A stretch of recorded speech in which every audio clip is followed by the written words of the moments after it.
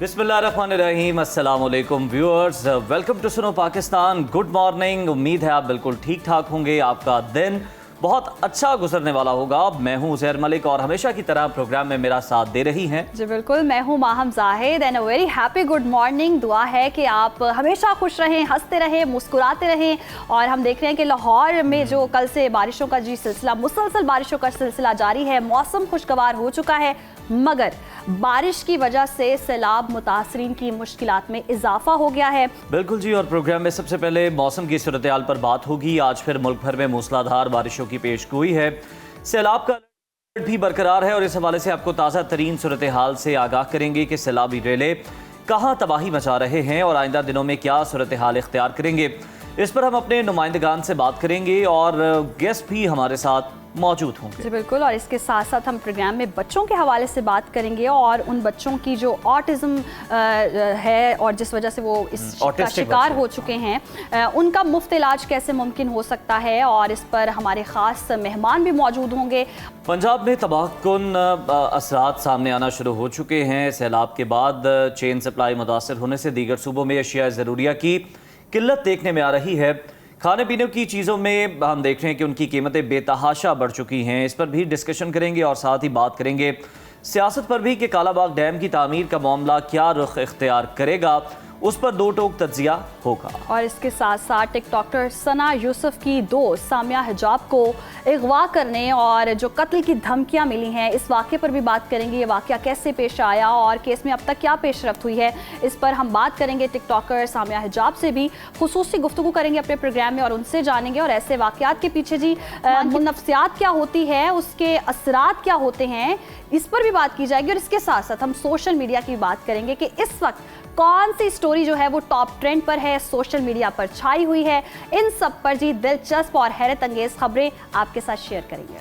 और अगर आपसे हमारा कोई सेगमेंट मिस हो जाए तो फिर आप सुनो पाकिस्तान के सोशल मीडिया पेजेस पर जाएं और वहां पर अपनी मर्जी का सेगमेंट आप देख सकते हैं। तो आइए प्रोग्राम का बाकायदा आगाज करते हैं मौसम की सूरत हाल से। तो मौसम बताइए। जी बिल्कुल, बताते हैं कि आज मौसम कैसा रहेगा।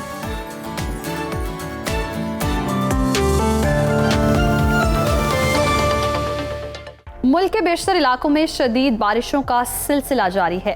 महकमा मौसमियात के मुताबिक आइंदा 24 घंटों के दौरान आज़ाद कश्मीर, खैबर पख्तूनख्वा, गिलगित बल्तिस्तान और खित्ता पोठोहार और जनूबी पंजाब में कहीं बूंदाबांदी और कहीं मूसलाधार बारिश का इम्कान है। ताहम मुल्क के दीगर इलाकों में मौसम गर्म और मरतूब रहेगा। मुख्तलिफ शहरों में मौसम की क्या सूरत हाल रहेगी, आइए जानते हैं। सबसे पहले बात करते हैं बुलंदो बाला पहाड़ों की सरजमीन गिलगित बल्तिस्तान की, जहां पर बेशतर इलाकों में सूरज और बादलों के दरमियान आंख मचोली जारी है। गिलगित में ज्यादा से ज्यादा दर्जा हरारत जो है वो 26 और कम से कम 15 डिग्री रहने का इम्कान है। अगर हम रुख करते हैं स्कर्दू का, तो यहाँ पर ज्यादा से ज्यादा टेम्परेचर जो है वो 18 और कम से कम 10 डिग्री रहने की तवक्को है। महकमा मौसमियात के मुताबिक आइंदा 24 घंटों के दौरान गिलगित बल्तिस्तान में चंद मकामात पर गरज चमक के साथ बारिश का इम्कान है। अब आपको लिए चलते हैं जन्नत नजीर वादी, आजाद कश्मीर, जहां अक्सर इलाके गहरे बादलों की लपेट में रहेंगे। दारुल हुकूमत मुजफ्फराबाद में ज्यादा से ज्यादा टेम्परेचर 26 और कम से कम 19 डिग्री रहने का इम्कान है, जबकि श्रीनगर में ज्यादा से ज्यादा हम टेम्परेचर देख रहे हैं 25 और कम से कम 17 डिग्री रहने की तवक्को है। मौसम का हाल बताने वालों ने आइंदा 24 घंटों के दौरान वादी के बेशतर अजला में मूसलाधार बारिश की पेशगोई की है। और अब बात हो जाए खैबर पख्तूनख्वा की, जहां पर बेशतर अजला में बादल छाए रहेंगे। सूबाई दारुल हुकूमत पेशावर की अगर हम बात करें तो यहाँ पर ज्यादा से ज्यादा दर्जा हरारत 33 और कम से कम 24 डिग्री रहने का इम्कान है। पाकिस्तान के स्विट्जरलैंड लिए चलते हैं आपको सवात, यहाँ पर ज्यादा से ज्यादा टेम्परेचर 25 और कम से कम 12 डिग्री रहने की तवक्को है। महकमा मौसमियात के मुताबिक आइंदा 24 घंटों के दौरान बालाई अजला में तेज बारिशों का इम्कान जाहिर किया गया है। और नाज़रीन, अब नजर डालते हैं पंजाब के मौसम पर, जहां पर बेशतर अजला जो हैं वो बादलों की लपेट में रहेंगे। सूबाई दारुल हुकूमत लाहौर की अगर हम बात करें तो यहाँ पर ज्यादा से ज्यादा दर्जा हरारत 30 और कम से कम 23 डिग्री रहने का इम्कान है। शहर इक़्तिदार इस्लामाबाद लिए चलते हैं आपको, जहां पर 60% बारिश का इम्कान है। शहर में ज्यादा से ज्यादा पारा 29 और कम से कम 22 डिग्री रहने की तवक्को है। मुल्तान की अगर हम बात करें तो यहाँ पर टेम्परेचर ज्यादा से ज्यादा 36 और कम से कम 26 डिग्री रहने का इम्कान है। महकमा मौसमियात ने आइंदा 24 घंटों के दौरान खित्ता पोठोहार और जनूबी पंजाब के अजला में कहीं हल्की और कहीं तेज बारिश की पेशगोई की है। और अब बात करते हैं रकबे के लिहाज से सबसे बड़े सूबे बलोचिस्तान की। यहाँ पर बेशतर इलाकों में आज भी मौसम गर्म और खुश्क रहेगा, ताहम साहिली इलाकों में कहीं कहीं बादल छाए रहेंगे। कोयटा की अगर हम बात करें तो यहाँ पर ज्यादा से ज्यादा दर्जा हरारत 33 और कम से कम 15 डिग्री रहने का इम्कान है। महकमा मौसमियात के मुताबिक आइंदा 24 घंटों के दौरान जोब, मूसाखेल, बारखान और गिरदोनवाह में तेज हवाओं और गरज चमक के साथ बारिश का इम्कान है। और आखिर में आपके साथ शेयर करते हैं गंधारा तहजीब की सरजमीन सूबा सिंध का मौसम। यहाँ पर बेशतर अजला में आज भी मौसम गर्म और मरतूब रहेगा, ताहम साहिली इलाकों में कहीं कहीं बादल छाए रहेंगे। रोशनियों के शहर कराची की अगर हम बात करें तो यहाँ पर ज्यादा से ज्यादा टेम्परेचर 34 और कम से कम 26 डिग्री रहने का इम्कान है, जबकि हैदराबाद में ज्यादा से ज्यादा जो पारा है वो 39 और कम से कम 28 डिग्री रहने की तवक्को है। मौसम का हाल बताने वालों ने आइंदा 24 घंटों के दौरान सक्खर, घोटकी, कश्मीर और गिरदोनवाह में बारिश की पेशगोई की है।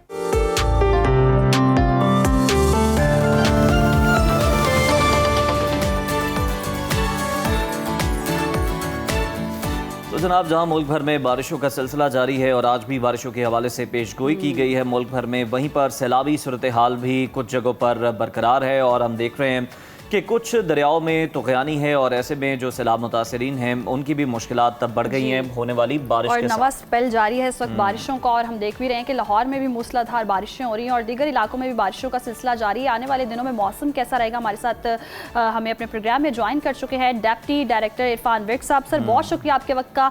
वेलकम टू सुनो पाकिस्तान। कहिएगा, जिस तरह से हम मौसम की सूरत हाल देख रहे हैं, एक तरफ सैलाब की सूरत हाल है, दूसरी तरफ नवा स्पेल बारिशों का अब मुल्क में दाखिल हो चुका है, मूसलाधार बारिशों का सिलसिला जारी है। आगे आने वाले वक्तों में कितनी बारिशें मुतवक्किल हैं और कितनी शिद्दत से होंगी, और सैलाब की फिर क्या सूरत हाल रहेगी इसमें? देखिए जी, अगले 24 घंटे अभी हैं जो हमारे शुमाल मशरकी पंजाब के इलाके होंगे और कश्मीर के इलाके होंगे, और इसके अलावा जो इंडिया के साथ जो इंडिया के इलाके होंगे वहाँ पर जो है ना जम्मू तवी वगैरह ये वो सारे जितने भी होंगे, यहाँ पर मजीद बारिश जो है ना वो हम एक्सपेक्ट कर रहे हैं। और इस वजह से जो वहाँ के नदी नाले होंगे शुमाल मशरकी पंजाब के, वहाँ पर तुग़यानी आने का भी अंदेशा है, और दरियाए चिनाब और इसके अलावा रावी और में भी पानी आने के अंदेशा। बिल्कुल ठीक है। इरफान साहब, ये भी बताइएगा कि जो आप ही ये बात कर रहे थे कि 10वां स्पेल भी आ सकता है, लेकिन उसका रुख जो है वो नूरपुर की जानिब हो सकता है बारिशों का, तो क्या 10वें स्पेल से मुताल्लिक कुछ क्लैरिटी आ सकी है कि ये इसका दौरानिया क्या होगा? देखिए, अभी तो ये वाला स्पेल जैसे गुजरेगा उसके बाद कोई इतना अच्छा स्पेल पीछे नजर नहीं आ रहा अगले चंद रोज। सही। तो उसके बाद अगले चंद रोज जो है वो मशरकी इलाके होंगे जो पंजाब के खासतौर पर मशरकी इलाके जो बॉर्डर के साथ होंगे, वहां पर जो है वो जैसे बहावल नगर है या बहावलपुर है, इस तरह के जो इलाके होंगे, यहाँ पर हम एक्सपेक्ट कर रहे हैं कि उसके बाद जो है ना थोड़ी बहुत इधर बारिश होगी, लेकिन अभी इतना ज्यादा कोई स्ट्रॉन्ग सिस्टम जो है ना वो अभी नजर नहीं आ रहा कि आने वाले चंद दिनों में कोई स्ट्रॉन्ग सिस्टम नजर नहीं आ रहा है, या अर्बन फ्लडिंग का खदशा हो, लैंडस्लाइडिंग के खदशात हो? देखिए, अभी ये वाला जो स्पेल है अगले 24 घंटे हैं, अगले 24 घंटे के बाद इसमें जो है ना वो इतनी ताकत नहीं रहेगी कि ये कुछ कर सके, लिहाजा जो हमारे कश्मीर के इलाके होंगे और शुमाल मशरकी पंजाब के इलाके होंगे, इनमें तो है, लेकिन बाकी जो पाकिस्तान के दीगर जितने भी इलाके हैं वहां पर कोई ऐसी सूरत नहीं। अच्छा इरफान साहब, ये बताइएगा कि ये बताया जा रहा था कि सैलाबी डेरा जो है अब सिंध की जानिब रुख कर रहा है और सुपर फ्लड इसे कहा जा रहा है, उसकी क्या सूरत हाल है, उसकी क्या अपडेट है? देखिए, ये जो पानी है, दरियाओं का पानी, खास तौर पे चिनाब, रावी और सतलुज से जो पानी गुजरा है, अब ये पानी जो है वो पंजनत पे जो है ना वो इकट्ठा हो रहा है। जैसे ये पंजनत पे इकट्ठा होगा फिर ये तौसा पे जाएगा और उसके बाद जो है ना ये गुड्डू में जो है ना वो इकट्ठा होगा जी है। और इसमें जो है ना जाहिर बात है गुड्डू में जो है ना वो पानी में इजाफा होगा। इस हवाले से पाकिस्तान का जो फ्लड फोरकास्टिंग सेक्शन है वो इसके लिए वो फोरकास्ट है, और वो वो भी उन्होंने ये कहा है कि वहाँ पर वेरी हैवी फ्लड जो है ना वो सही। बिल्कुल ठीक है, बहुत शुक्रिया आपका इरफान विर्क साहब, डिप्टी डायरेक्टर मौसमियात हमारे साथ मौजूद थे और वो ये बता रहे थे कि जो ये सैलाबी रेला है ये अभी पंचनद के मकाम पर पहुंचेगा और उसके बाद फिर तोंसा और फिर आगे से ये गुड्डू बैराज पर पहुंचेगा और उसके बाद जो है वो सिंध के अंदर इस तरह की सूरत हाल देखी जा सकती है, लेकिन उसके लिए तैयारियां मुकम्मल है और ये स्पेल जो है वो इतना शिद्दत से नहीं बरसेगा जिस तरह से बताया जा रहा है, और अभी 10वां स्पेल भी आएगा तो मूसलाधार बारिशों का सिलसिला तो जारी रहेगा, बारिश भी होगी और जिस तरह से हम देख रहे हैं कि सैलाब मुतासिर इनकी मुश्किल, हमारी गुफ्तगू भी जारी रहेगी लेकिन इस छोटी सी ब्रेक के बाद। वेलकम बैक नाज़रीन, एक बार फिर से मौसम की ही बात कर लेते हैं। जिस तरह से हम देख रहे हैं कि मुल्क भर में बारिशों की जो सूरत हाल है, मूसलाधार बारिशें जारी हैं और साथ ही साथ हम देख रहे हैं कि दरियाओं में भी तुग़यानी है। दरियाए सतलुज में भारत की जानिब से मज़ीद पानी छोड़ दिया गया है और फिरोजपुर और कसूर के करीब जी ऊंचे दर्जे की सैलाबी सूरत हाल है और इसके साथ साथ विहाड़ी, बूरेवाला और मेलसी के 170 देहात डूब गए हैं। कई बस्तियां सफ़े हस्ती से मिट चुकी हैं और इसके साथ साथ 1 लाख अफराद जो हैं वो बेघर हो चुके हैं। उच्च शरीफ के करीब सैलाबी रेले खतरनाक सूरत हाल इख्तियार कर चुके हैं। पानी के शदीद बहाव से ज़मीनी कटाव जारी है। दरियाए जनाब का बड़ा सैलाबी रेला मुल्तान में दाखिल हो गया है। शुजाबाद और मुजफ्फरगढ़ में सैकड़ों देहात और बस्तियां डूब गई हैं। मुल्तान में इस वक्त ताज़ा तरीन सूरत हाल क्या है, जान लेते हैं ब्यूरो चीफ मुल्तान यासिर बताइएगा, मुल्तान में इस वक्त क्या सूरत हाल है? सैलाबी रेले क्या यहाँ से गुजर चुके हैं और कितने देहात हैं जिन्हें नुकसान पहुंचा है और अब भी वहां पर पानी मौजूद है? जी, दरिया चनाब का सैलाबी रेला जो इस वक्त मुल्तान की हदूद से गुजर रहा है और बंद बोसन से लेकर आगे जलालपुर पीर वाला जो इलाका है वो शदीद मुतासर हो रहा है। इस टाइम हम मौजूद है हेड मोहम्मद वाला के अतराफ में, जहाँ पर पानी की सतह जो है वो खासी बुलंद है। सबसे पहले तो आपको यहाँ पानी की जो सूरत हाल है वो दिखाएंगे और उसके बाद यहाँ पर जो रिहायशी अफराद है उनकी परेशानियां भी साथ साथ दिखाते हैं। ये पानी बिल्कुल घरों के करीब पहुँच चुका है और घरों का कटाव भी साथ साथ जारी है। सबसे पहले तो यहाँ पे जो रेस्क्यू काम है उनसे बात कर लेते हैं। आप बताएं, जिस तरह से अभी हमने इस घर के अंदर देखा है कि एक सांप घुसा हुआ था, इस तरह की सिचुएशन भी पेश आती है, तो जो लोग यहाँ पर मकीन है उनको क्या मशवरा देंगे? सबसे पहले तो हम लोग उनको यही मशवरा देंगे कि अपने घरों को, जो अभी भी 10% लोग जो है यहाँ पे बैठे हुए हैं या एक एक घर में एक एक बंदा जिसको हम बार बार कह रहे हैं कि वो बाहर आ जाएं, हमारे साथ बाहर आ जाएं, वो नहीं आ रहे हैं। तो इन्हीं चीज़ों का बहुत ज़्यादा डर है कि जिस जगह वो बैठे हुए हैं इस तरह के हशरात वगैरह जो है वो पानी में जब बिखरे हुए होते हैं तो वो उस जगह पे आ जाते हैं और उनसे जितना वो पानी से बच रहे होते हैं उतना हशरात का उनको ज़्यादा खतरा होता है। तो बराए मेहरबानी इन हशरात से बचने के लिए इस तरह की आफात में एक ये आफत नहीं होती बल्कि मुख्तलिफ़ किस्मों का आफात का मजमुआ होता है और इन तमाम चीज़ों से बचने के लिए उन्हें चाहिए कि जल्द से जल्द जो है ना वो सेफ मकामात पे आ जाएं जहाँ से तमाम मुसीबतों से बचा जाए। बिल्कुल, हशरात से बचाव भी बहुत ज़्यादा ज़रूरी है और मलिक अहमद साहब 1.5 वर्ष मौजूद है। अहमद साहब बताइएगा, ये तमाम जो इलाका है खासा मुतासर हो रहा है, तो यहाँ पर जो ऑपरेशन है और लोगों को निकालने का अमल है वो किस हद तक जा रहा है? सबसे पहले तो मैं मुबारकबाद पेश करना चाहता हूँ कि जो इंतज़ामिया है, जिन्होंने एडमिनिस्ट्रेशन की है, वो यहाँ पे बहुत अच्छी इंतज़ामात हुए हैं इस दफ़ा। और मैं ख़ास तौर पे वज़ीर आला मोहतरमा हमारी मरियम नवाज साहिबा को सलाम पेश करता हूँ, जो ख़ुद पानी में जाके लोगों का ख्याल कर रही हैं, जिसकी वजह से सारे कमिश्नर, सारे DC, सारी इंतज़ामिया ख़ुद पानियों में फिर रहे हैं। यहाँ पे ये हुआ है कि हमें था कि 9 लाख 8 लाख का रेला आएगा, अभी तक यहाँ 5.5 लाख का रेला पहुँचा है। शायद इसकी भी जो वजह है वो पहले प्लानिंग कर दी गई है, पानी को पीछे जो है ना खोल दिया गया है। पीछे जो पानी खोला गया उसकी वजह से मुल्तान को बचाया गया, मुल्तान कैंट को बचाया गया, मुजफ्फरगढ़ को बचाया गया। इस दफा जो पॉलिसी बनाई है ना इन्होंने, उससे कम नुकसान हो रहा है। ये वो नुकसान है जिसके बगैर गुजारा नहीं है। और जो इंतजामात हैं यहाँ पे कैंप्स के और जो जिस तरह खाने के हैं वो पहले इतने बेहतर नहीं थे, अब वो बेहतर होते जा रहे हैं। बहुत शुक्रिया मलिक अहमद संदेर जो यहाँ पर उम्मीदवार भी रहे हैं। जिस तरह से ये घर है और इसका जो साइडों से कटाव जो है वो साथ साथ जारी है और पानी जो है वो खासा बुलंद हो रहा है और आज रात तक यहाँ पर पानी की सतह में मजीद इजाफे का खदशा जाहिर किया गया। इस टाइम जो मकीन है वो खासे परेशान है, इस घर को खाली करा दिया गया, लेकिन ये जो सामान वगैरह इन्होंने निकाल कर बाहर रोड के साथ रख दिया है। तो ये सूरत हाल है इस टाइम मुल्तान के मुख्तलिफ इलाकों की जो दरिया जी, चनाब तो नाज़रीन ये थी मुल्तान की सूरत हाल, जहाँ हमारे नुमाइंदे बता रहे थे कि बस्तियाँ की बस्तियाँ उजड़ चुकी हैं और पानी वहाँ स्टिल मौजूद है और इंतजामात तो किए जा रहे हैं हुकूमत की जानिब से, लेकिन जितनी तबाहकारियाँ हो चुकी हैं उस हवाले से हम देख रहे हैं कि दीगर इदारे भी अलर्ट हैं। उसके साथ साथ अब सक्खर में क्या सूरत हाल है, सक्खर में कहाँ कहाँ इमदाद पहुँची है, कौन कौन से इलाके मुतासिर हुए हैं और इस वक्त लोग कितने परेशान हैं, ये जान लेते हैं हमारे नुमाइंदे वक्कास से। जी वक्कास, बताइएगा यहाँ क्या सूरत हाल देख रहे हैं आप, कितनी बड़ी तादाद में लोग मुतासिर हुए हैं और हुकूमत कितनी अलर्ट है यहाँ? जी बिल्कुल, इस वक्त मैं दरिया सिंध में सक्खर बराज के मुकाम पर मौजूद हूँ, जहाँ पर निचले दर्जे की सैलाबी सूरत हाल बरकरार है। अगर पानी के इदादो शुमार की बात की जाए तो सक्खर बराज कंट्रोल रूम के मुताबिक गुज़िश्ता 24 घंटों के दौरान दरिया सिंध में सक्खर बराज के मुकाम पर 20,000 क्यूसिक पानी की सतह में इजाफा देखने में आया है, जबकि आज सक्खर में पानी की आमद 3 लाख क्यूसिक रिकॉर्ड की गई है, जबकि पानी का अखराज 2,50,000 क्यूसिक रिकॉर्ड किया गया है।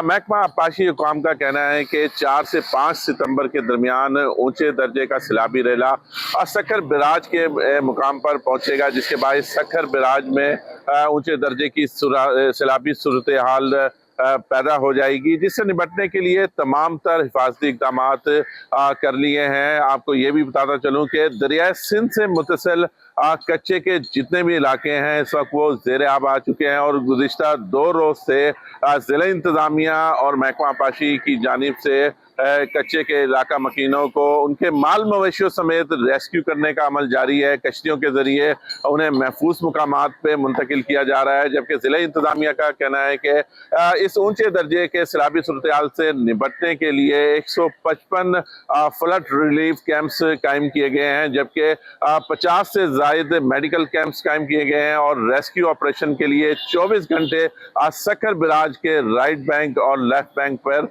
नेवी की टीमें भी मौजूद। बिल्कुल जी, सक्खर की सूरत हाल हमने आपको बताई कि इस वक्त वहाँ पर क्या सूरत हाल चल रही है और लोग जो हैं वो किस कदर परेशान हैं। एक और नहायत दिलचस्प और सेहत से भरपूर मौजू जो है वो भी अपने प्रोग्राम का हिस्सा बनाएंगे और वो ये है कि जनाब रोज़ाना सीढ़ियाँ चढ़ने के 10 हैरत अंगेज़ असरात जो हैं वो सामने आए हैं और अक्सर लोग हम देखते हैं कि लिफ्ट का इस्तेमाल करते हैं, हालांकि हट्टे कट्टे होते हैं, सीढ़ियाँ भी चढ़ सकते हैं, लेकिन उसके बावजूद लिफ्ट को तरजीह देते हैं। लेकिन टांगे साथ नहीं दे रहे टांगे नहीं, नीयत का ज्यादा मसला तो जनाब सीढ़ियाँ चढ़ने का फायदा अगर आपने जानना है तो फिर आपको हम बता देते हैं और उम्मीद है इसके बाद आप लिफ्ट को तो आप जो है ना खैर बात कह रहे हैं, लिफ्ट ही नहीं कराएंगे आप। और सबसे पहला फायदा तो ये है कि सीढ़ियाँ चढ़ने से आपके दिल की जो सेहत है वो बेहतरीन होती है और इसके साथ साथ दिल मजबूत होता है, ब्लड सर्कुलेशन बहुत बेहतर होती है और दूसरा ये कि आपकी जो कैलोरीज हैं वो बर्न होती हैं। एक्सरसाइज ही कह लें आपकी, एक साथ सीढ़ियों से भी आपकी एक्सरसाइज हो जाती है, आप सीढ़ियाँ उतरते चढ़ते हैं, वजन कम होता है, तो और क्या फायदा, इतने और क्या चाहिए, इतने ज्यादा जिम में भी आप देखते हैं कि इसी तरह की जो है वो मशीनरी पड़ी होती है, कोई इलेक्ट्रिकल है या इस तरह की, वो भी यही काम कर रही होती है जो आप सीढ़ियाँ चढ़ने से मैनुअली कर रहे होते हैं। ये मश्क आपके जनाब पट्ठों को टोन करने में बहुत मदद देती है, खासतौर पर टांगों, कूलों और कमर के लिए बड़ी बेहतरीन है। चौथा फायदा ये कि ये आपकी हड्डियों को मजबूत करती है। पांचवा फायदा ये कि सीढ़ियाँ चढ़ना बर्दाश्त और स्टेमिना को बढ़ाता है, यानी रोजमर्रा के काम जो है फिर आपको कदरे आसान लगते हैं और आप एनर्जेटिक हो जाते हैं। और इसके साथ साथ छठा फायदा भी मैं आपको बता देती हूँ कि आपकी जहनी सेहत भी बहुत अच्छी होती है, क्योंकि वर्जिश के दौरान आपके जो खुशी वाले हार्मोन्स हैं वो रिलीज हो रहे होते हैं। सातवां फायदा ये है कि जी ब्लड प्रेशर जो है वो आपका मुतवाजन रहता है। और आठवां फायदा आसान और मुफ्त वर्जिश है, इसके लिए आपको जिम जाने की जरूरत नहीं है, महंगे महंगे जिम्स आप ज्वाइन करें और पैसे खर्च करें तो मुफ्त इलाज है, वो भी बता देते हैं। नवा फायदा ये कि सीढ़ियाँ चढ़ने से तवाज़ुन और कोऑर्डिनेशन बेहतर है। और आखिर में 10वां ये कि जनाब आपकी कुव्वत इरादी को मजबूत बनाती है, विल पावर आपकी बड़ी स्ट्रांग होती है, क्योंकि आप रोज अपने आप को एक चैलेंज दे रहे होते हैं। तो अब आपने लिफ्ट की बजाय सीढ़ियों का इस्तेमाल करना और जिंदगी में ये 10 फायदे हासिल करके रहना है। सेहतमंद रहें, खुशी रहे, इसी पैगाम के साथ जनाब बढ़ते हैं और हम भी ब्रेक पे जाते जाते हम ये तय कर लेते हैं पूरी आवाम के साथ कि आज से हमने लिफ्ट इस्तेमाल नहीं करनी, हमने सीढ़ियां ही चढ़नी है। तो नाज़रीन ब्रेक लेते हैं, ब्रेक के बाद वापस आएंगे और फिर बात करेंगे जी बच्चों के हवाले से और सेहत के हवाले से। Stay with us.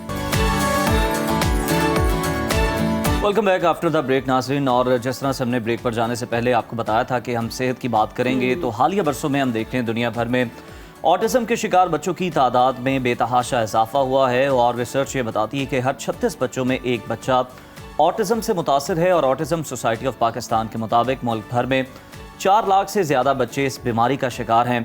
ऑटिस्टिक बच्चे देखने में तो बिल्कुल नॉर्मल नज़र आते हैं, मगर उम्र बढ़ने के साथ साथ वो अपनी आदत और रवैये की वजह से दूसरे बच्चों से मुख्तलिफ दिखाई देते हैं। ऑटिज्म के शिकार बच्चे इंतहाई हसास होते हैं, ज़ुबान सीखने में उन्हें मुश्किलात होती हैं और सही तरीके से वो दूसरे लोगों से बात नहीं कर पाते, सोशलाइज नहीं कर पाते और अपने जो इमोशंस हैं वो एक्सप्रेस नहीं कर पाते और अपने मसाइल भी नहीं बता पाते। बिल्कुल। और अगर पाकिस्तान की बात करें तो पाकिस्तान जैसे तरक्की पजीर मुल्कों में ऑटिज्म की तशखीस का कोई बाकायदा टेस्ट नहीं है। माहिरीन जो है वो मरीज का मुशाहिदा करके इस बात का तयन करते हैं कि वो इस बीमारी का शिकार है या नहीं है, और अगर है तो किस हद तक है। और अगर आपके ख़ानदान में कोई भी ऐसा ऑटिस्टिक बच्चा है तो अब आपको परेशान होने की ज़रूरत नहीं है। अब पाकिस्तान में ऑटिज्म के शिकार बच्चों की तशखीस भी की जा रही है और इसके साथ साथ हम देख रहे हैं कि उनका बिला मुआवजा इलाज भी हो रहा है। और ये सहूलत कहाँ फराहम की जा रही है और कौन फराहम कर रहा है, उज़ैर ये तो आप ही इंट्रोड्यूस करवा दें। बिल्कुल जी, और इस वक्त चाइल्ड स्पेशलिस्ट डॉक्टर जावेद साहब हमारे साथ हैं और आपको ये भी बता दें कि डॉक्टर साहब जो हैं पहले भी सुनो पाकिस्तान का हिस्सा बन चुके हैं, हमारे शो में तशरीफ़ ला चुके हैं और गुज़श्ता 25 सालों से वो कैलिफोर्निया अमरीका में अपनी खदमात अंजाम दे रहे हैं। और इसे आप कह लें कि ये आप लोगों की खुशकिस्मती है कि जनाब ये, बल्कि उनकी एक बेलौस काविश है कि वो जब भी पाकिस्तान आते हैं तो वो आपकी अवेयरनेस के लिए, आपके बच्चों की हेल्थ के लिए, ऑटिज्म से उन्हें बचाने के लिए ज़रूर जो है हमारे प्लेटफॉर्म के लिए वक्त निकालते हैं। डॉक्टर साहब आपको बहुत वेलकम कहते हैं हम। सर सबसे पहले तो हमें ये बताइएगा बड़े आम अल्फाज में, आम फहम अल्फाज में, सादा अल्फाज में, जो लोग ये नहीं जानते, जो पहली दफ़ा इस वर्ड से आशना हुए हैं, ऑटिज्म क्या है? चलते हैं बताते हैं जी। तो ऑटिज्म जो है ना, ये एक न्यूरो डेवलपमेंटल डिसऑर्डर है। अब हम कह तो देते हैं कि ये न्यूरो डेवलपमेंटल डिसऑर्डर है, तो इसको हम यूँ करते हैं कि इसको थोड़ा सा हम अनफोल्ड करते हैं कि न्यूरो नर्वस सिस्टम है, डेवलपमेंट जो है डेवलपमेंट से रिलेटेड है, डिसऑर्डर जो है वो इम्पेयरमेंट है। तो ये नर्वस सिस्टम की डेवलपमेंट की इम्पेयरमेंट है। अब यूँ तो न्यूरो डेवलपमेंटल डिसऑर्डर बहुत मुख्तलिफ इकसाम के हैं, लेकिन जो ऑटिज़म में ये डिसऑर्डर है, जिसको बीमारी नहीं है, ये डिसऑर्डर है जी। ये डिसऑर्डर जो है ख़ास तौर पर हमारे जो नर्वस सिस्टम का जो सेंसरी नर्वस सिस्टम है उसको ये मुतासर करता है।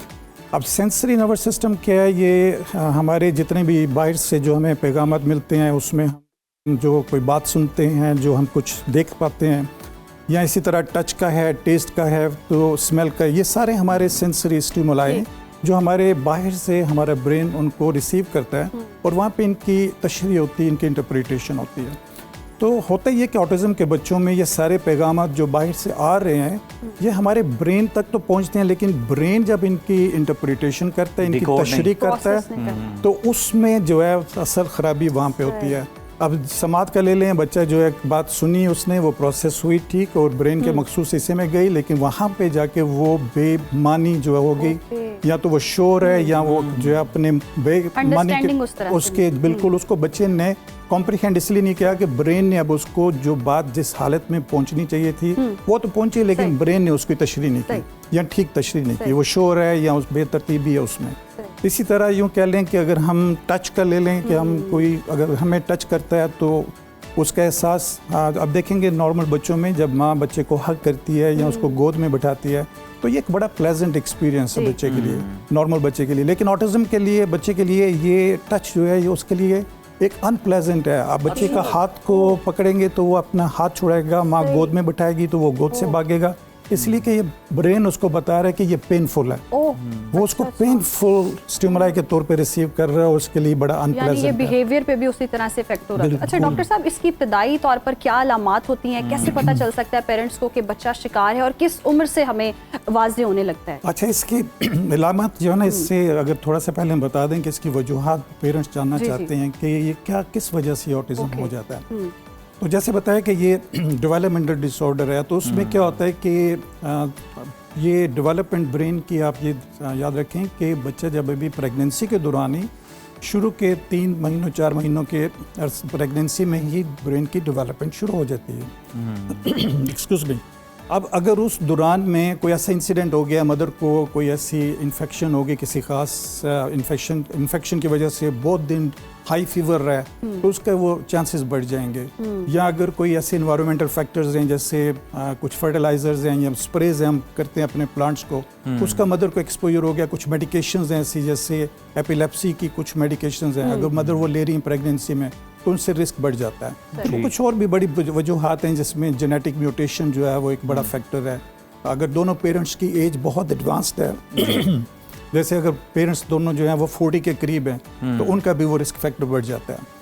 तो ये जेनेटिक जो म्यूटेशन है, ये फैमिली में रन कर सकती है। आपके किसी फैमिली में, बड़ों में किसी में ये एक म्यूटेशन हुई, तो वो आगे जाके किसी जो है एक बच्चे में होगी। और ज़रूरी नहीं कि अगर एक बच्चा फैमिली में ऑटिज्म उसको हुआ है तो वो बाकी बच्चे भी ऑटिस्टिक हों। ये एक बड़ा क्वेश्चन कॉमनली पूछा जाता है, तो ये ज़रूरी नहीं है। ये ज़रूरी नहीं है। अच्छा डॉक्टर साहब, ये भी आपने बता दिया कि अब हमें ज़रा ये बताइएगा कि कुछ पेरेंट्स जो हैं उनके बच्चे नहीं बोल पा रहे होते, उन्हें लगता है कोई ADHD का मसला है, कोई ऑटिज्म का मसला है, बड़ा उन्हें अंदेशा होता है। इस हवाले से बताइएगा कि किस तरह से डायग्नोस किया जा सकता है। अच्छा, ये बड़ा अच्छा सवाल है। और इससे पहले तो हम ये जानें कि ये अलामत क्या हैं जो ऑटिज्म की, फिर हम जो है पेरेंट्स को ये बताएंगे कि वो कौन सी चीज़ें जो अपने उन बच्चों में जो बोल नहीं पा रहे, तो उनको वो देख के कह सकते हैं कि वो अंदेशा या वो खुद भी जज कर सकते हैं, वो जज कर सकते हैं। सही। अच्छा, अलामत में जो 4 चीज़ें जो मेन है, जिनका जिक्र करूँगा मैं, यूँ तो बहुत ढेर सारी अलामत हैं, इस वजह से इसको हमने अब एक स्पेक्ट्रम डिसऑर्डर कहे कि हर बच्चा जो है वो सारी अलामत उसमें नहीं होती। कुछ अलामत हैं तो उसकी बुनियाद पे वो बच्चे की तशखीस होती है और उसके मुताबिक इलाज होता है। अच्छा, सबसे पहली जो चीज़ है वो है स्पीच जो है बच्चों की डिलेड होती है। और ये भी जानना ज़रूरी है कि ज़रूरी नहीं है कि हर ऑटिस्टिक बच्चा जो है वो स्पीच डिलेड है। अब इसमें कुछ एटिपिकल ऑटिज्म है, जैसे एस्पर्गर सिंड्रोम है, एक मेडिकल टर्मिनोलॉजी। तो उसमें यूँ समझ लें कि उसमें सोशल जो आपके एरिना है उसमें चैलेंजेस होते हैं, लेकिन बच्चों की स्पीच जो है नॉर्मल होती है और वो बच्चे बड़े टैलेंटेड भी होते हैं। तो एक तो स्पीच का हो गया, वो डिलेड होएगी। दूसरा उसमें हो जाएगा सोशल जो आपके इश्यूज हैं, वो बहुत इंपॉर्टेंट है।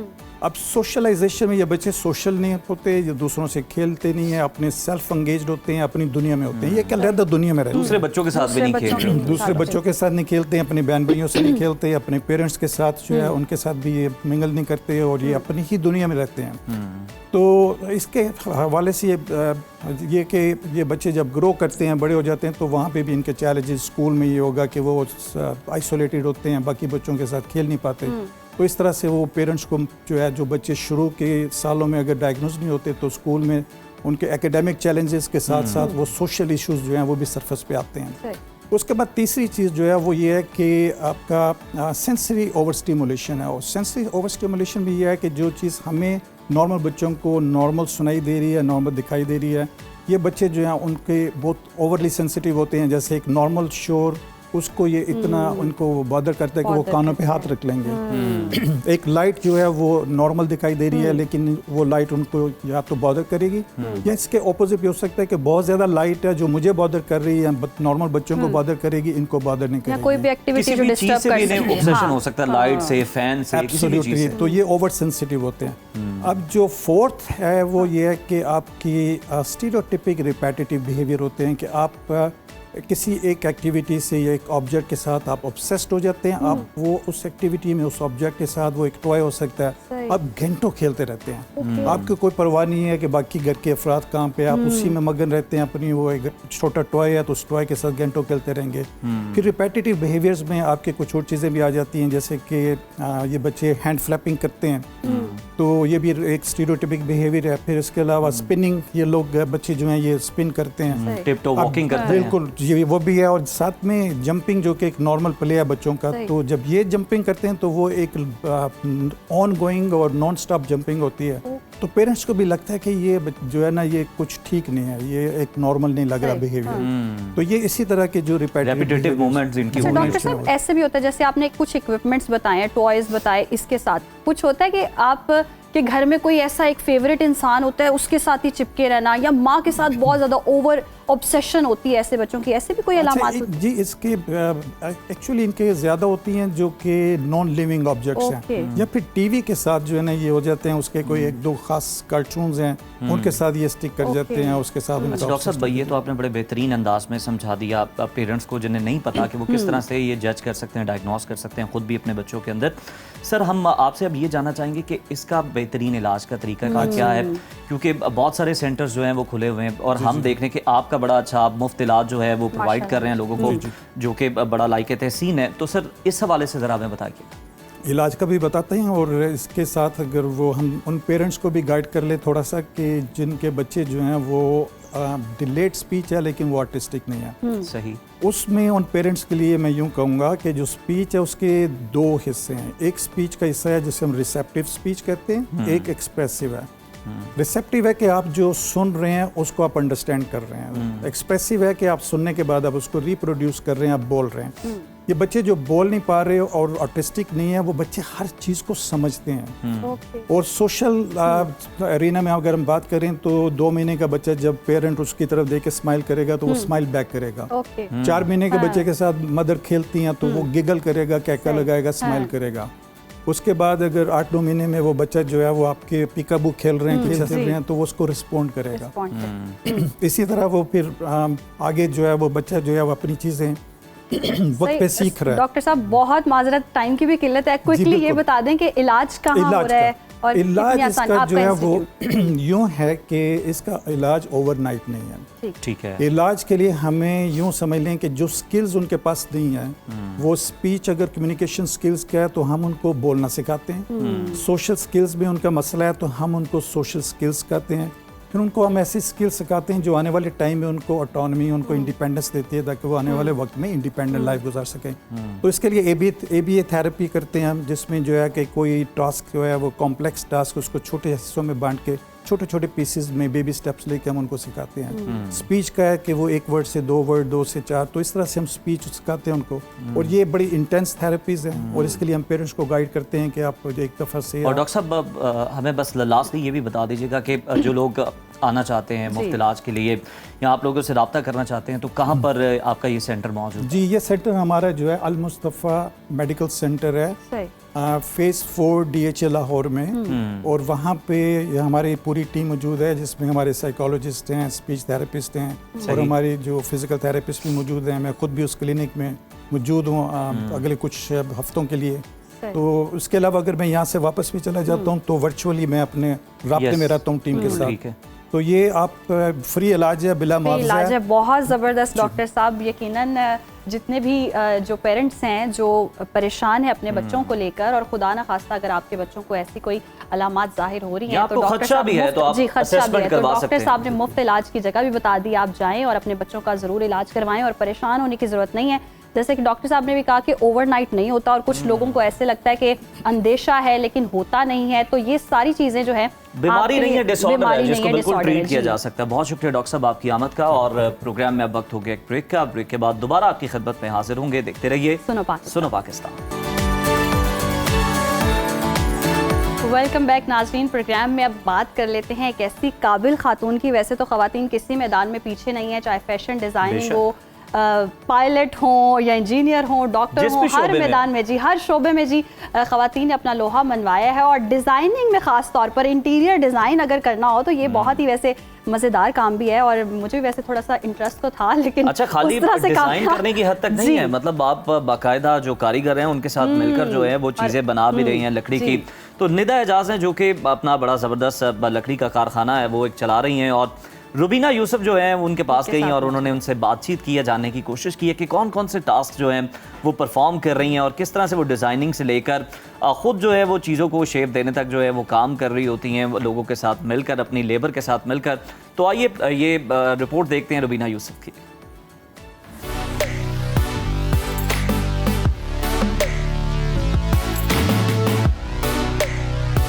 मेहनती और बाहिम्मत ख़वातीन हमारे मुआशरे की तरक्की में नुमायाँ किरदार अदा कर रही हैं, जो मुख्तलिफ शोबों में अपनी सलाहियतों का लोहा मनवा रहे हैं। इन ख़वातीन की कहानी जानना बहुत ज़रूरी है ताकि हमें भी पता चल सके कि किन मुश्किलात का सामना करती हैं और किस तरह अपने ख्वाबों को हकीकत का रूप देती हैं।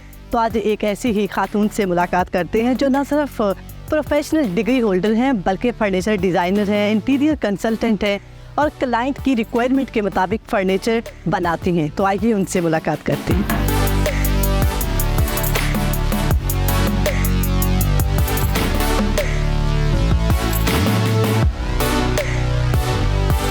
फर्नीचर इंटीरियर की ओनर निदा एजाज हमारे साथ मौजूद है। अस्सलाम वालेकुम। वालेकुम सलाम। अच्छा निदा, मुझे ये बताइएगा शौक कहाँ से पैदा हुआ, किससे इंस्पायर हुई, आपका रोल मॉडल कौन है? मैं जब Pakistan institute of fashion and design से मैंने जब ग्रेजुएशन की फर्नीचर डिज़ाइनिंग में, तो वहाँ पे जब हम काम प्रोडक्शन खुद करते थे, वुड लेकर आते थे, रॉ वुड लेकर आते थे और फिर उसकी खुद ही कटिंग कर रहे हैं, मैन्युफैक्चरिंग कर रहे हैं, प्रोपोर्शन देख रहे हैं, सारी चीज़ों के ऊपर वर्किंग खुद करते थे। तभी मेरे माइंड में ये चीज़ें आना शुरू हुई कि लड़कियों का पाकिस्तान में ख़ास तौर पे अगर देखा जाए तो फर्नीचर इंडस्ट्री में लड़कियां नहीं हैं मौजूद, देखने को नहीं मिली। बिल्कुल। तो वहाँ से जब मैंने देखा कि हमेशा से मर्दों की फील्ड है, वही काम करें, तो जब देखा कि हम जब डिज़ाइनिंग करके एंड प्रोडक्ट निकलना शुरू हुई तो फिर बहुत मज़ा आया कि भाई ये तो हमने खुद प्रोडक्शन की है। तो वहाँ से बेसिकली जो है ना वो खुद का काम, खुद की टीम बना के एक प्रोडक्ट को बनाना, वही इंस्पिरेशन थी। अच्छा, जैसे लकड़ी बहुत हार्ड टू टच है, हम ऐसे पकड़ें तो मतलब मुश्किल है इसको काटना, फिर इसके औजार्स बड़े मुश्किल हैं, कभी आपको चोट लगी हो? हाँ, यूनिवर्सिटी में लगी थी क्योंकि वो टेक्नीशियन के होने के बावजूद हम लोग बहुत सारी चीज़ों का ख्याल तो रखते थे कि हमें वुड कटिंग कैसे करनी है, एप्रन पहन के प्रॉपर आपके स्लीव्स ना जा रहे हों मशीन के साथ, तो बड़ी हम केयर करते थे। लेकिन इसके बावजूद भी ना कई चीज़ें ऐसे होती हैं क्योंकि आप स्टार्ट में मास्टर तो नहीं होते ना किसी मशीन को यूज़ करने में, तो वो लर्निंग फेज़ के दौरान ना बहुत सारी ऐसी चीज़ें हुई कि कभी वुड कट के कोई प्लैंक, कोई छोटा सा जो है ना, वो एक दफ़ा मैं कटिंग कर रही थी, छोटे छोटे ब्लॉक्स मैंने कट किए, तो ना मैं मशीन प्लैंक्स कट करने वाली एक बैंड सॉ मशीन होती है, तो वो उसमें मशीन में जब गया तो वो आके मशीन बंद होगी बीच में और वो पीस आके मुझे हिट किया। तो वो काफ़ी सारी चीज़ें जो है ना वो देखनी होती हैं कि एहतियात बहुत ज़रूरी है। अच्छा निदा, ये बड़ा एक डिफ़िकल्ट फील्ड था कि इसमें मेल लेबर्स बहुत ज़्यादा होती है। बिल्कुल। कहीं आपके साथ कोई ऐसा वाक़या पेश आया हो कि आप एकदम इनसिक्योर हो गई हूँ या आपके अंदर कोई एक खौफ आ गया हो कि यार इतने ज़्यादा मेल्स हैं, मैं एक अकेली खातून हूँ, कभी कुछ हो जाए, कभी ऐसा कोई वाक़या? ये चीज़ इसलिए नहीं थी क्योंकि यूनिवर्सिटी में ऐसी स्टडीज़ थी, फिर वहाँ से जब फैक्ट्रीज़ में जाना होता था तो हमें बेसिकली इतना कोई टफ टाइम नहीं मिल रहा होता था क्योंकि हम एक को एजुकेशन सिस्टम से जाके अपनी एक लेबर में देखते थे, तो हमारे लिए वो टफ़ टाइम नहीं था, कारपेंटर्स के लिए टफ़ टाइम था। ओके। क्योंकि उनके लिए ना वो मेरे के साथ उन्होंने रहना था, उनको उनके लिए न्यू थी चीज़ कि भाई हम अब ये फैक्ट्री में लड़कियों का क्या काम है और लड़कियां किस तरह से, हम कैसे बताएं कि कटिंग कैसे करनी है, और उनको बड़ा ऑकवर्ड सा लगता था। लेकिन ये है कि हम क्योंकि सीख रहे थे यूनिवर्सिटी में, तो हमने बड़ा वक्त के साथ साथ जो है ना उन चीज़ों को चैनलाइज करना शुरू। अच्छा निदा, हमारी जो ख़वातीन अभी घर पर बैठी हैं, हमें देख रही हैं, और भी बहुत सारी लड़कियां हैं जो कि ऐसे गैर रवायती कामों में कदम रखना चाहती हैं, उनके लिए आप क्या एक मैसेज देंगी कि उनको क्या सेफ्टी मेजर्स अप्लाई करनी चाहिए? कि बहुत खौफ खाती हैं लड़कियाँ कि बाहर हमें मर्द घूरते हैं या उनके साथ काम नहीं करना चाहते, कोई उनके लिए एक स्पेसिफिक कोई आप एक उन्हें कुछ बताना चाहें, वो क्या कहेंगे आप? अच्छा, इसका तो बड़ा ताल्लुक है आपकी एजुकेशन से। आपका जो एजुकेशन के अलावा आप किस चीज़ को लेकर चलते हैं, कॉन्फिडेंस होना चाहिए, क्योंकि अगर आपके अंदर शाइनेस है, आप यही चीज़ें अपनी सारी ज़िंदगी अपने ऊपर लेकर चलते रहेंगे कि मुझे कोई देख ना ले या मुझसे कोई ऐसी बात ना करे। आपके अंदर कॉन्फिडेंस होना चाहिए, आप खुद फिर सब चीज़ें कर सकते हैं। अगर आपके अंदर कॉन्फिडेंस नहीं है, आपके अंदर शाइनेस है, तो आपको हर चीज़ पे फिर डर लगेगा।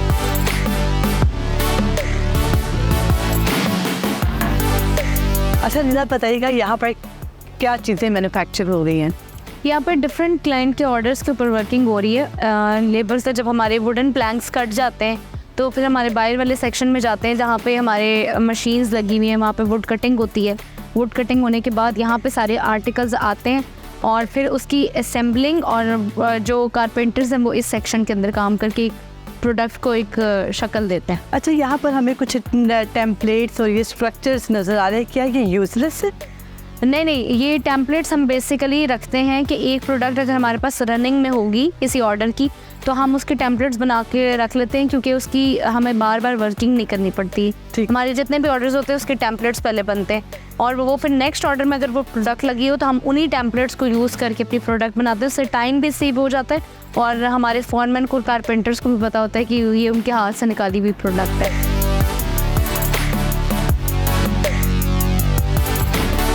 अच्छा, मुझे ये बताइएगा ये क्या चीज़ें हैं, और ये आपने ये चेयर की बैग बनाई? ये चेयर की बैग है। ये बेसिकली प्लाई जो है ना वो राउंड करके उसको फिक्स करते हैं चेयर की बैक पे।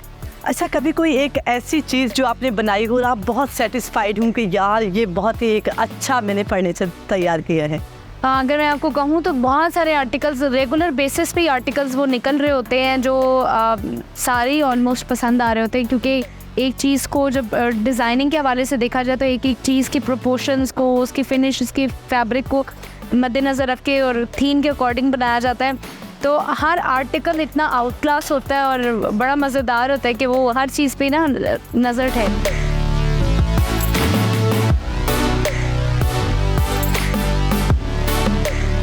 निदा, हमें इस मशीन की थोड़ी स्पेसिफिकेशन बताइएगा कि आप इस लकड़ी को इस मशीन के साथ क्या कर रहे हैं? ये बेसिकली थिकनेसर मशीन है।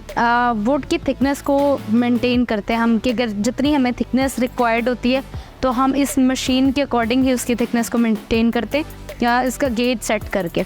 अच्छा, तो ये जो सारा बुरा फैला हुआ है ये इसी मशीन की बदौलत? जी बिल्कुल। अच्छा, अब हम चल इसी जाती है ना वुड इस मशीन के अंदर से जितनी आपको रखनी होती है, जितने थिकनेस में रखनी होती है, वो उसको तराश देता है वुड को, तो वो तराशी भी जो है ना वो पूरा कंप्लीट भूरा बन जाता है। अच्छा, फॉर एग्जांपल किसी एक बंदे ने आपको, जैसे वुड बाहर पड़ी है, आपने एक चेयर बनानी है, तो क्या क्या उसका प्रोसेस होता है, हमें ज़रा वो थोड़ा ब्रीफली बताइएगा, वो किन किन मराहल से गुजर कर जाता है? सबसे पहले जो प्लैंक्स कट के आते हैं, उसके बाद ना एक प्रोडक्ट की डिज़ाइनिंग के लिए हम उसके ऊपर उसकी साइजिंग करते हैं, वुड के ऊपर कटिंग करते हैं। फिर जब वुड की कटिंग हो जाती है तो फिर एक बेसिक चेयर की पिक्चर आ जाती है हमारे कारपेंटर्स और हमारे फॉरमैन के, ड्राफ्ट्समैन के पास। उसके बाद वो उसकी प्रोडक्शन लकड़ी में से जो है ना वो उस कुर्सी के फर्मे बनाना शुरू करते हैं, टेम्पलेट्स रखते हैं। उसके टेम्पलेट्स जब रेडी हो जाते हैं तो फिर उसका स्ट्रक्चर बनाना शुरू करते हैं। स्ट्रक्चर जब कंप्लीट हो जाता है फिर वो पॉलिश और फिनिश की फेज में। और यहाँ पर मैंने देखा है और आप बता रहे थे कि फाइनल जो है एक फॉर्म वो भी यहाँ पर मौजूद है, तो हम वो देखते हैं कि चेयर की जो फाइनल एक जो शक्ल है वो क्या आई है। तो आइए चलते हैं।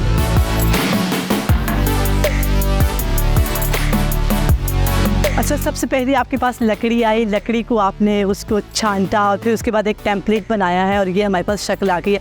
इसके बाद अब ये कहाँ जाता है? अब ये चेयर कारपेंटर सेक्शन से निकल के अगर मॉडर्न आर्टिकल है तो ये जाएगा पॉलिश के ऊपर, फिर पॉलिश के बाद फिर इसके ऊपर फैब्रिक का काम स्टार्ट हो जाएगा। ठीक है, तो हम वो भी डिपार्टमेंट विजिट करते हैं।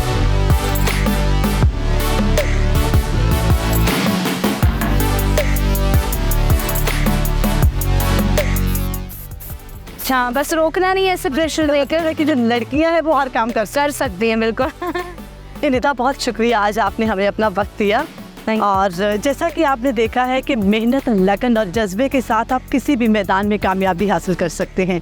उम्मीद है कि आपको आज का सेगमेंट बहुत पसंद आया होगा और ऐसे ही सेगमेंट्स देखने के लिए देखते रहिए सुनो पाकिस्तान। वेलकम बैक नाज़रीन, प्रोग्राम का सिलसिला आगे बढ़ाते हैं और जैसे कि आप सब लोग जानते हैं शदीद बारिशों का सिलसिला जारी है और सैलाब की भी तबाहकारी हैं जिसके असरात जी पंजाब पर नज़र आ रहे हैं। राब्ता सड़कें टूट चुकी हैं, रास्ते बंद हो चुके हैं और इसके साथ साथ इसका इफेक्ट जो है अशया खुरोनोश पर भी बहुत ज़्यादा हो रहा है। दूसरे सूबों में भी खाने पीने की चीज़ों की किल्लत का खदशा बढ़ गया और ऐसे में मुनाफाखोर भी सरगर्म हो गए हैं और कहीं मसनूई किल्लत है और कहीं महंगाई ने अवाम का जीना जो है वो मुश्किल कर दिया है। सिंध और खैबर पख्तूनख्वा में आटा, घी, दालें, सब्जियां और फल जो हैं वो बहुत ज़्यादा महंगे हो चुके हैं। और अगर चंद बुनियादी चीज़ों पर नज़र डालें तो मुख्तलिफ शहरों में चीनी 175 की बजाय 200 रुपये से ज़ायद में फ़रोख्त हो रही है। आलू 100 रुपये, करेला 300 रुपये, प्याज 75 रुपये, टमाटर 400 रुपये और अदरक 500 रुपये किलो तक जा पहुँचा है। इसी तरह फलों की बात करें तो सेब 350 रुपये, केला 200 रुपये दर्जन और अंगूर 500 रुपये किलो में फ़रोख्त हो रहे हैं। आटे के 10 किलो थैले की कीमत में भी 200 रुपये का इजाफा किया गया है जिससे शहरियों की मुश्किलात मज़ीद बढ़ चुकी हैं। और आपको हम ये बता भी रहे थे कि मुख्तलिफ शहरों में क्या सूरत हाल है और कराची में खास तौर पे हम जानेंगे। अच्छा, स्क्रीन पर हम शेयर भी कर रहे हैं कि कराची में जो फल और सब्जियां जो हैं वो महंगे हो चुके हैं और उनके रेट्स क्या हैं वो भी आप इस स्क्रीन पर मुलाहिजा कर सकते हैं। और हम देख भी रहे हैं कि जिस तरह खाने पीने की अशिया महंगी हो चुकी हैं, अब तो सब्जियां, दालें और फ्रूट्स जो हैं वो भी आवाम की पहुंच से दूर हो चुके हैं। जो सब्जियां हैं ना वो अब फलों के रेट पे आ चुकी हैं, के रेट पर आ सैलाब को वजह बताया जा रहा है। और सिंध में भी ये मसाइल है, मतलब आप ये अंदाजा लगा लें कि कोई शहर जो है वो इससे महफूज नहीं रहा और महंगाई से अवाम जी अब दो चार है। कराची में हमारे साथ हमारे नुमाइंदे मौजूद होंगे, अरबाब अली चांडे, उनसे जानते हैं। अरबाब, कहिएगा क्या मुतासिर चीज़ें हैं जो हम देख रहे हैं कि बहुत ज़्यादा कीमतों में इजाफा हो चुका है। आटे की अगर हम बात करें वो आवाम की पहुंच से दूर हो चुका है, तो क्या मसाइल हैं कराची के आवाम को? हाँ जी, देखिए, कराची में कोई सैलाब तो आया नहीं और अभी तक सिंध में नहीं, लेकिन कराची में महंगाई का तूफान आ गया है। यानी इस वक्त सबसे ज़्यादा कराची में, पाकिस्तान के सबसे बड़े शहर में सबसे ज़्यादा जिस अशिया के रेट बढ़े हैं वो है आटा। मैं आपको बताऊं कि थोक मार्केट यानी होलसेल में फी आटे की किलो की कीमत में 26 रुपये, और इस वक्त जहां मैं एम्प्रेस मार्केट में यानी 3 किलोमीटर का फासला है वहां पर 130 रुपये, और इससे अगर आगे आप 10 किलोमीटर या 5 किलोमीटर आगे जाएं तो कम से कम 35 रुपये फी किलो आटे में इजाफा हो चुका है। आटे की कीमतों में ये इजाफा कोई बस जैसे ही सैलाब की आमद हुई है तो कराची में महंगाई का तूफान आ गया। सिर्फ आटा ही नहीं, तेल की कीमतों में कम से कम 25 से 30 रुपए, घी की कीमतों में 25 से 30 रुपए। इसके अलावा जो भी खाने पीने की अशिया जो जिसका भी आपको नाम याद आ जाए इस वक्त आप पूछ सकते हैं, तो आपको ये मैं बता सकता हूँ कि इन तमाम अशिया की कीमत में जो है अरबाब बिल्कुल आप बता सकते हैं, आपको मालूम होगा, ऑब्वियसली आप लोगों से इंटरेक्ट भी करते हैं और इस वक्त भी आप मार्केट में मौजूद हैं। हमें ये बताइएगा कि सिंध में जिस तरह से आपने बताया कि सैलाब नहीं आया, तो क्या वहाँ के जो ताजिर हैं, जो मुनाफाखोर हैं, ज़ख़ीरा अंदोज़ हैं, उन्होंने सैलाब के असरात को महसूस करना शुरू कर दिया जिसकी वजह से अशिया के दाम बढ़ गए हैं सिंध में? जी बिल्कुल ऐसा ही लग रहा है कि सैलाब पंजाब में आए और असरात कराची में पड़ गए। हालांकि होना तो ये चाहिए कि यहाँ पर जो थोक मार्केट है यानी होलसेल मार्केट है वहाँ पर हमने ये पूछा तो वो कह रहे हैं कि टनों और मनों के हिसाब से लोग यहाँ पर चीज़ें ऑर्डर दे रहे हैं ताकि वो सैलाब ज़दगान इलाकों में जाकर लोगों की मदद करें। अब पूरी मार्केट का दुनिया में यही उसूल होता है कि जो चीज़ ज़्यादा बिकती है वो सस्ती होती है, लेकिन अपने यहाँ तो कुछ उसूल ही उल्टा है। हमारे यहाँ मार्केट के भी कोई उसूल नहीं है, जिसकी वजह से ये है कि जो चीज़ ज़्यादा बिक रही है उसके रेट ज़्यादा बढ़ाए जा रहे हैं। इस वक्त आटे, चीनी, घी और जो तेल की ज़्यादा खपत हो रही है, दालों की, तो हमारे जो थोक मार्केट वाले हैं या होलसेलर है या हमारे ज़ख़ीरा अंदोज़ है, वो जो है उन्होंने कीमतें तकरीबन 30% हर चीज़ में बढ़ा दी है। हालांकि आपको ये पता होना चाहिए कि सिंध में गंदम की कोई कमी नहीं है। अब जब मैं आपसे बात कर रहा था तो मैंने सिंध हुकूमत के तर्जुमान से बात की तो उन्होंने कहा कि हमारे यहाँ तो गंदम के गोदाम भरे पड़े हुए हैं, जब जिसको जितनी गंदम चाहिए ले ले।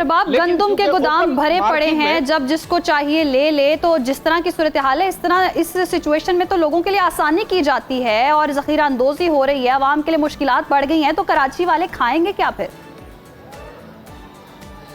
जी अभी फिलहाल हवा पे गुजारा करें, समुद्री हवाएं खाएं और जो है ये यहाँ का धुआं पिए, क्योंकि इसके अलावा तो कराची वालों को कुछ मिल ही नहीं रहा। यानी अजीब बात है कि यहाँ ना हवाओं का तूफान कोई गुजर हुआ, ना सैलाब की कोई यहाँ आमद हुई, फिर ये तूफान ने जो यहाँ महंगाई का है ये किस खाते में आया? इसका मतलब ये है कि हमारे जो बड़े बड़े ताजिर हैं या ज़ख़ीरा अंदोज़ करने वाले लोग हैं उनको बहाना चाहिए, कहीं भी कुछ हो जाए महंगाई कराची में कर लेते हैं। कराची में क्योंकि बिल्कुल इसी चीज़ को बुनियाद बनाकर जो चीज़ें हैं वो महंगी कर दी गई हैं। हालांकि सिंध में अगर खुशकिस्मती से किसी भी किस्म की कोई सैलाबी सूरत हाल नहीं है और अल्लाह ताला महफूज भी रखे आने वाले दिनों में, लेकिन ज़ख़ीरा अंदोज़ और जो मुनाफाखोर माफिया जनाब वो हम आपको बता रहे थे कि सरगर्म हो गया, मुश्किल हो चुका है, हर चीज़ महंगी हो चुकी है, लोग परेशान है, सोच में है कि क्या खाएं क्या पकाएं, क्योंकि हर चीज़ ही जो है वो उनकी अगर आप देखें तो उनकी दस्तरस से बाहर जाती हुई दिखाई दे रही है। बाबा आपका एक तो बहुत शुक्रिया।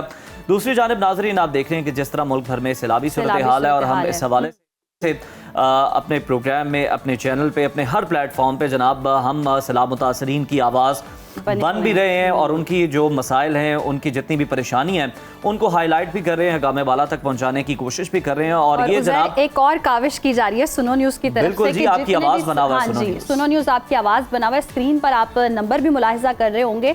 जितने भी सैलाब मुतासरा लोग हैं, वो किसी परेशानी में हैं, अपनी मुश्किल में हैं, तो वो हमसे शेयर कर सकते हैं, अपनी वीडियो बनाकर हमसे शेयर करें। हम जी बनेंगे उनकी आवाज़ और हुकामे बाला तक आपकी आवाज़ पहुंचाएंगे, ताकि आपके लिए मैक्सिमम जो है वो हेल्प हो सके। और जो मुखय्यर हजरात हैं, जो हमारे नाजरीन हैं, जो देखने वाले हैं, जो मदद कर सकते हैं, वो बढ़ चढ़कर आगे आएँ और इस काविश में हमारा साथ दें। बिल्कुल जी। और हुकूमत भी जो है वो, ताकि आपके अगर कोई एरियाज जो हैं ऐसे निगलेक्ट हो गए हैं, आपकी जो परेशानी है हुकूमत तक नहीं पहुंच पाई, तो जनाब हम ही वो जरिया बनेंगे, हम पुल का किरदार अदा करेंगे। तो आप अपनी जितनी भी परेशानी है, जितने भी मसाइल हैं, वो आप हमारे साथ शेयर कर सकते हैं। ये जो नंबर हमारी स्क्रीन पर चल रहा है, आप इसको नोट करके हमसे रब्ता कर सकते हैं। तो जनाब आगे बढ़ते हैं, आपको बताएं कि पंजाब भर में सैलाब की तबाहकारियाँ तो जारी हैं और ऐसे के सैलाब जनूबी पंजाब में तबाही मचा रहे हैं और सिंध की तरफ बढ़ते जा रहे हैं। सैलाब की खौफनाक तबाही से बचने के लिए डैम्स की तामीर को नागुज़ीर करार दिया जा रहा है। ये डिबेट अब शुरू हो गई है, मगर इस दौरान कालाबाग डैम की तामीर पर फिर से बहस हो रही है और इस बहस का आगाज़ हुआ वज़ीर आला खैबर पख्तूनख्वा के बयान से। अली अमीन गंडापुर की जानिब से कालाबाग डैम की भरपूर हिमायत की गई। ना सिर्फ उन्होंने हिमायत की, बल्कि ये भी कहा कि मेरा सूबा कालाबाग डैम अगर बनता है तो उसके लिए कंट्रीब्यूट भी करेगा, जिस हद तक हो सका हम ताउन करेंगे। उन्होंने कहा कि ये मंसूबा सियासत की वजह से रुका हुआ है। डैम ना बनाना मुल्क और आने वाली नस्लों के साथ ज्यादती है। सूबाइयत के चक्कर में पाकिस्तान को नुकसान नहीं पहुंचाना चाहिए। और पंजाब हुकूमत भी कालाबाग डैम के मामले पर अली अमीन गंडापुर के बयान की हिमायत में सामने आ गई। शुक्र है किसी मामले पर तो एक पेज पर आए हैं। वज़ीर इत्तलात पंजाब अस्मा बुखारी कहती हैं कि जी हमें बतौर कौम मिल बैठकर कौमी हिकमत अमली वज़े करने की ज़रूरत है, ताकि सैलाबी तबाहकारियों से बचा जा सके। और इसके साथ साथ वज़ीर दिफा भी मैदान में आ गए। ख्वाजा आसिफ ने भी अली अमीन गंडापुर के बयान को खुशाइंद करार दिया है और वो कह रहे हैं जी इस वक्त बहुत बड़े बहरान से गुजर रहे हैं और पानी को ज़ाया होने से बचाना चाहिए। और यकीनन हम देख भी रहे हैं कि एफर्ट्स तो की जा रही हैं, वक्त की जरूरत है। मगर पाकिस्तान पीपल्स पार्टी ANP और JUIFA ने कालाबाग डैम की मुखालिफत कर दी है। ANP के मरकजी सदर सेनेटर एमल वली खान ने कहा कि हमारी नस्लें भी कालाबाग डैम नहीं बनाने देंगी। गंडापुर कठपुतली आकाओं की जुबान बोल रहा है। JUIFA ने इस मंसूबे को मुर्दा घोड़ा करार दे दिया और उन्होंने कहा कि जनाब ये मंसूबा जो है ये काबिल अमल ही नहीं है जी। और इसके साथ हम देख रहे हैं कि वज़ीर आला सिंध मुराद अली शाह ने भी कालाबाग की मुखालफत की है और वो कह रहे हैं कि जी इस वक्त ये बात करना ही फजूल है कि कालाबाग डैम होता तो ये नुकसान ना होता। पंजाब का सैलाबी पानी कालाबाग डैम तक नहीं ले जाया जा सकता, जबकि कालाबाग डैम के बजाय कौमी सतह पर माहौलियाती तब्दीली से निपटने के लिए जामे पॉलिसी बनाई जाए। तो इसी तमाम तर सूरत हाल पर बात करने के लिए हमारे सीनियर तजियाकार मौजूद हैं, नासिर बेग चुगताई साहब। सर बहुत शुक्रिया आपके वक्त का। वेलकम टू सुनो पाकिस्तान। जिस तरह से हम देख भी रहे हैं कि मुल्क भर में सैलाब की तबाहकारियां हो रही हैं और ऐसे में एक बार फिर से बात शुरू हो चुकी है कि कालाबाग की जो तामीर है वो होनी चाहिए, तो आपको लगता है कि इस पर संजीदगी होगी, कोई हिकमत अमली अपनाई जाएगी, या बस ये सियासी बयानबाजी है और कमेटी खेलकर या बातचीत करके मसले का हल निकलेगा? कालाबाग मेरे करियर में जर्नलिज्म में प्रोफेशन में शायद 4-5वीं बार आया है और अल्टीमेटली जब ख़त्म हुआ ये तो जनरल मुशर्रफ का दौर था। कल किसी ने कहा था कि आमिर के दौर में ये फैसला जल्दी हो जाते हैं। जनरल मुशर्रफ ने फैसला करने की कोशिश की थी, बहुत जोर लगाया था। मैं मतलब गवाह हूँ इस बात का कि उन्होंने कितना जोर लगाया, कितनी कोशिश की कि सब मिल के बैठ के तय कर लें। अल्टीमेटली तय पाया कि ये तय नहीं हो सकता और फाइल बंद हो गई। तो कालाबाग डैम की तो फाइल बंद है, ये आप लिख के रख लें मेरी बात आज आप। कालाबाग डैम नहीं बनेगा।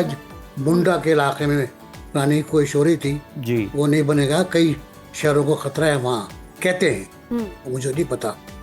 नौशहरा को इसको उसको खतरा हो जाएगा। जहाँ तक अमीन गंडापुर का है मामला, तो अमीन गंडापुर साहब बहुत अच्छा खेलते हैं, बहुत अच्छे कार्ड्स खेलते हैं।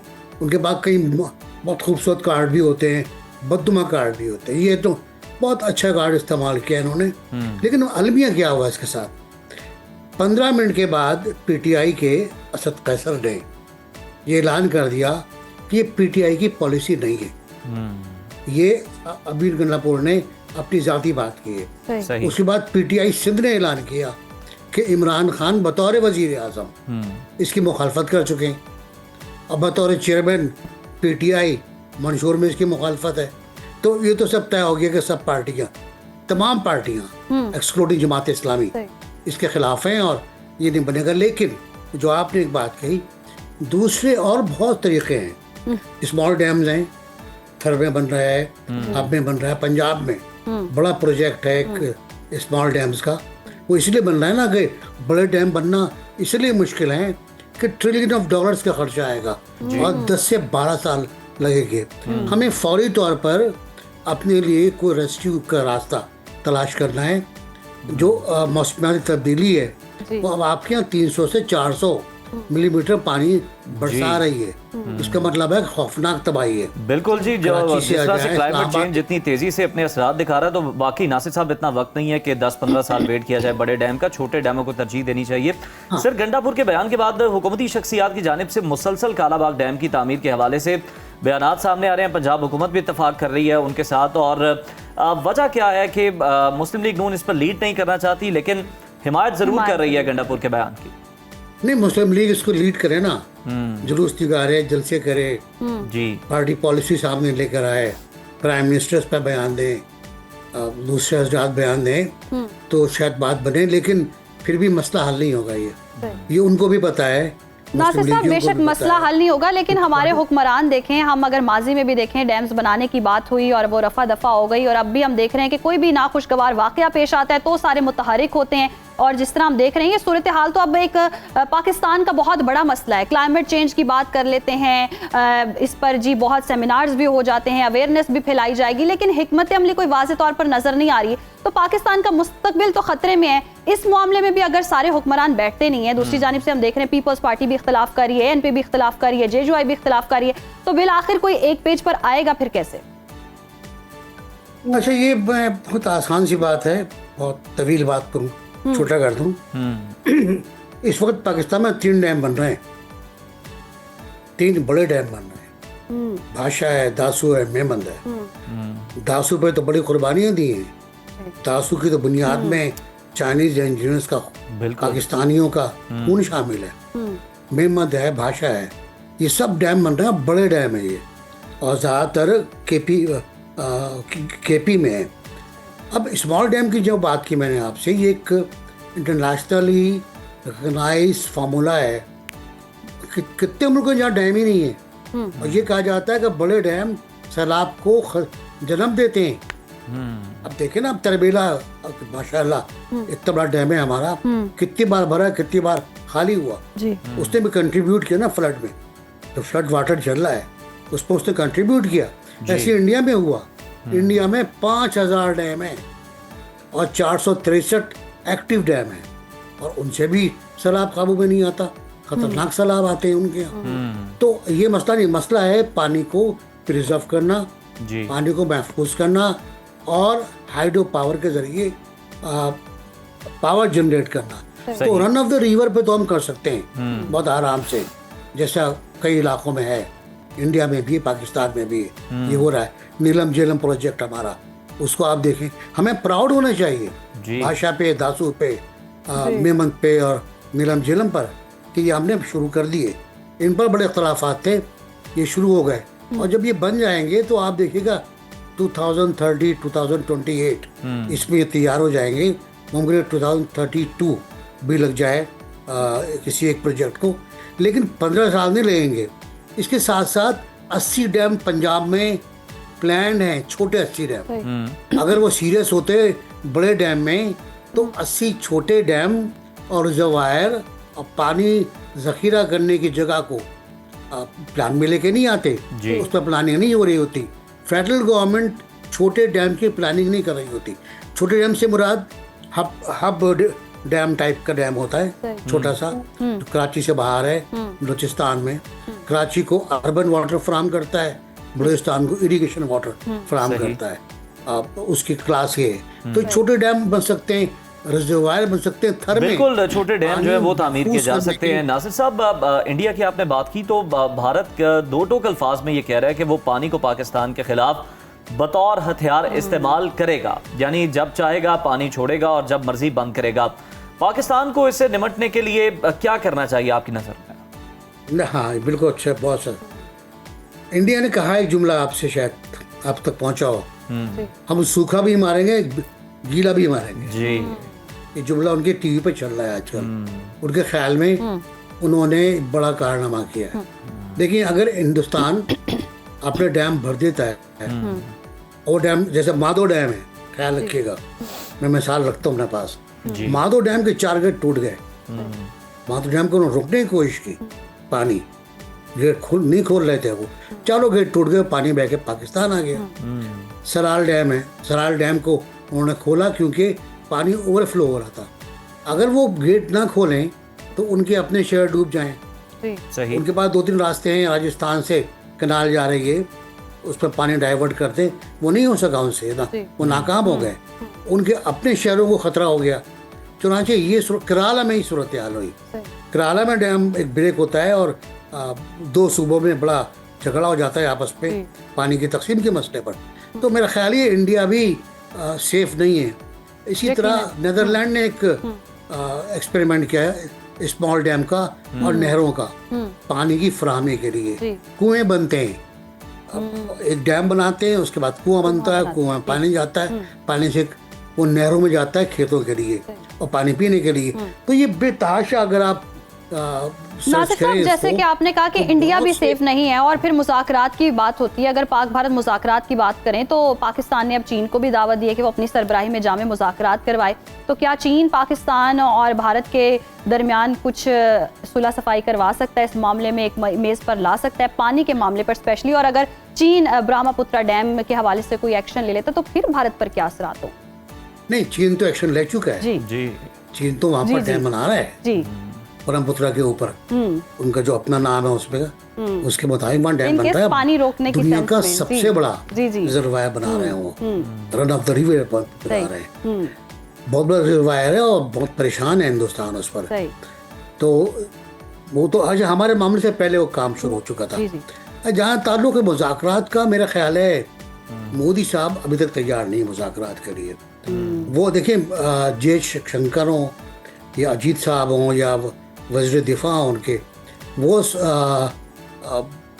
शंघाई ताउन काउंसिल और ब्रिक्स और दीगर इदारों की जो वज़ारती कमेटियाँ होती हैं, उनके इजलासों से वॉकआउट कर गए। क्यों? इसलिए कि पाकिस्तान को पहलगाम का मुलज़म करार नहीं दिया उन्होंने। दे रिफ्यूज्ड, बल्कि किसी ने तो पहलगाम का नाम भी नहीं लिया, सबने जाफराबाद और खुजदार का नाम लिया जी। यही चाइना में हुआ है।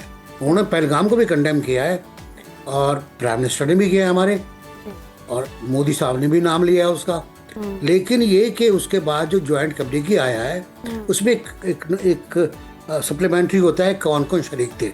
उसमें प्राइम मिनिस्टर इंडिया का नाम नहीं है, उसमें representative of India, Indian government वो लिखा हुआ, क्योंकि वोट के पहले जा चुके थे वो अपने घर चले गए थे खाना खाने के लिए। तो ये सूरत हाल है, वो मुज़ाकरात के लिए तैयार नहीं है। अगर वो तैयार हो गए तो आज जो उनकी डफली बज रही है ना इंडियन चैनल्स के ऊपर, इंडियन चैनल्स पहलगाम के बाद बहुत उरूज पर थे, पाकिस्तान पे अटैक पर बहुत उस पर उन्होंने आपकी रिपोर्ट। तो इंडिया की यानी कि हरदर्मी बरकरार रहेगी, इंडिया तैयार नहीं है मुज़ाकरात, और हम बारहा मुज़ाकरात के हवाले से कह भी चुके हैं। नासिर बेग साहब हमारे साथ मौजूद थे, बहुत शुक्रिया आपके वक्त का। और जिस तरह से सूरत हाल हम देख रहे हैं कि काला बाग डैम बनाने की बातें तो हो रही हैं, हमारे जी हुक्मरान हम देख रहे हैं कि कुछ हुक्मरान इस पर इत्तेफाक कर रहे हैं, लेकिन हम वज़ीर आला मुराद अली शाह की बात करें, दीगर पार्टीज की बात करें, इत्तेफाक और मुखालफत से पहले भी अगर हम सोचें तो देखना ये होगा कि गंडापुर साहब बहुत सारे बयानात देते हैं। क्या ये संजीदा कोशिश है या महज पॉलिटिकल पॉइंट स्कोरिंग है जो कि की जा रही है और इस डिबेट को जो है जनाब दोबारा से शुरू किया जा रहा है, या वाकई कोई अमली कदम उठाना चाहते हैं खैबर पख्तूनख्वा हुकूमत अली अमीन गंडापुर साहब? क्योंकि उनकी जो अपनी पार्टी की लीडरशिप है वो तो इसके मुखालिफ बयान दे रहे हैं, वो तो कुछ और कह रहे हैं। और इमरान खान साहब की अगर हम बात कर लें तो वो हमेशा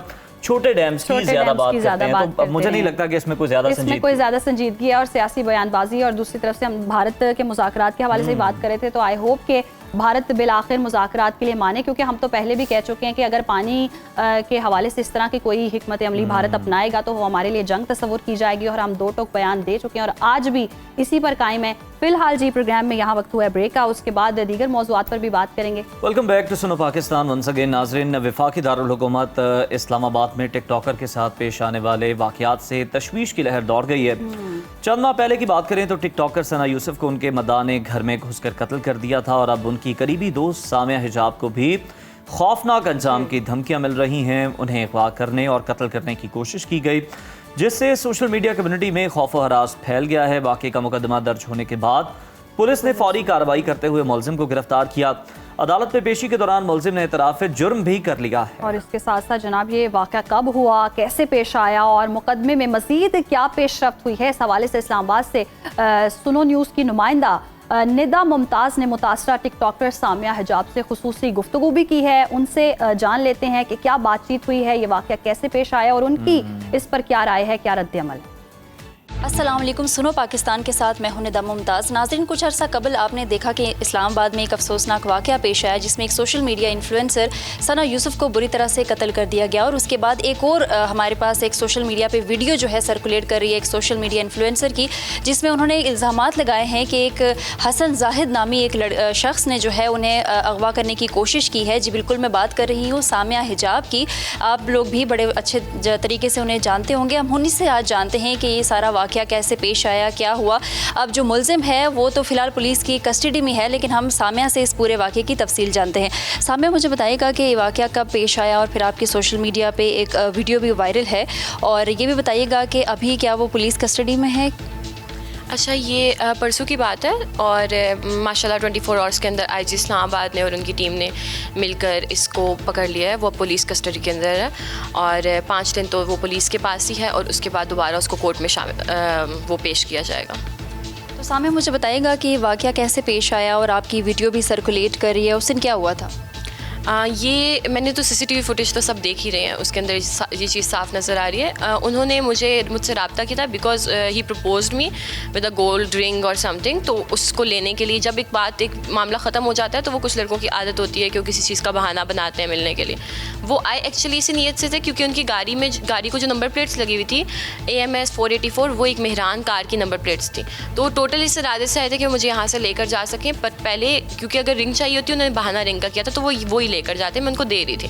बट उन्होंने मेरा मोबाइल खींचा और वो गाड़ी में चले गए। अपना मोबाइल लेने के लिए गई तो वो वहाँ से मुझे जिस तरह से भी वो थे, तो वो मुझे वहाँ से ले गए थे। सामिया, ये भी बताइएगा कि आप इनको कब से जानती थी और ये बात यहाँ तक कैसे पहुँची।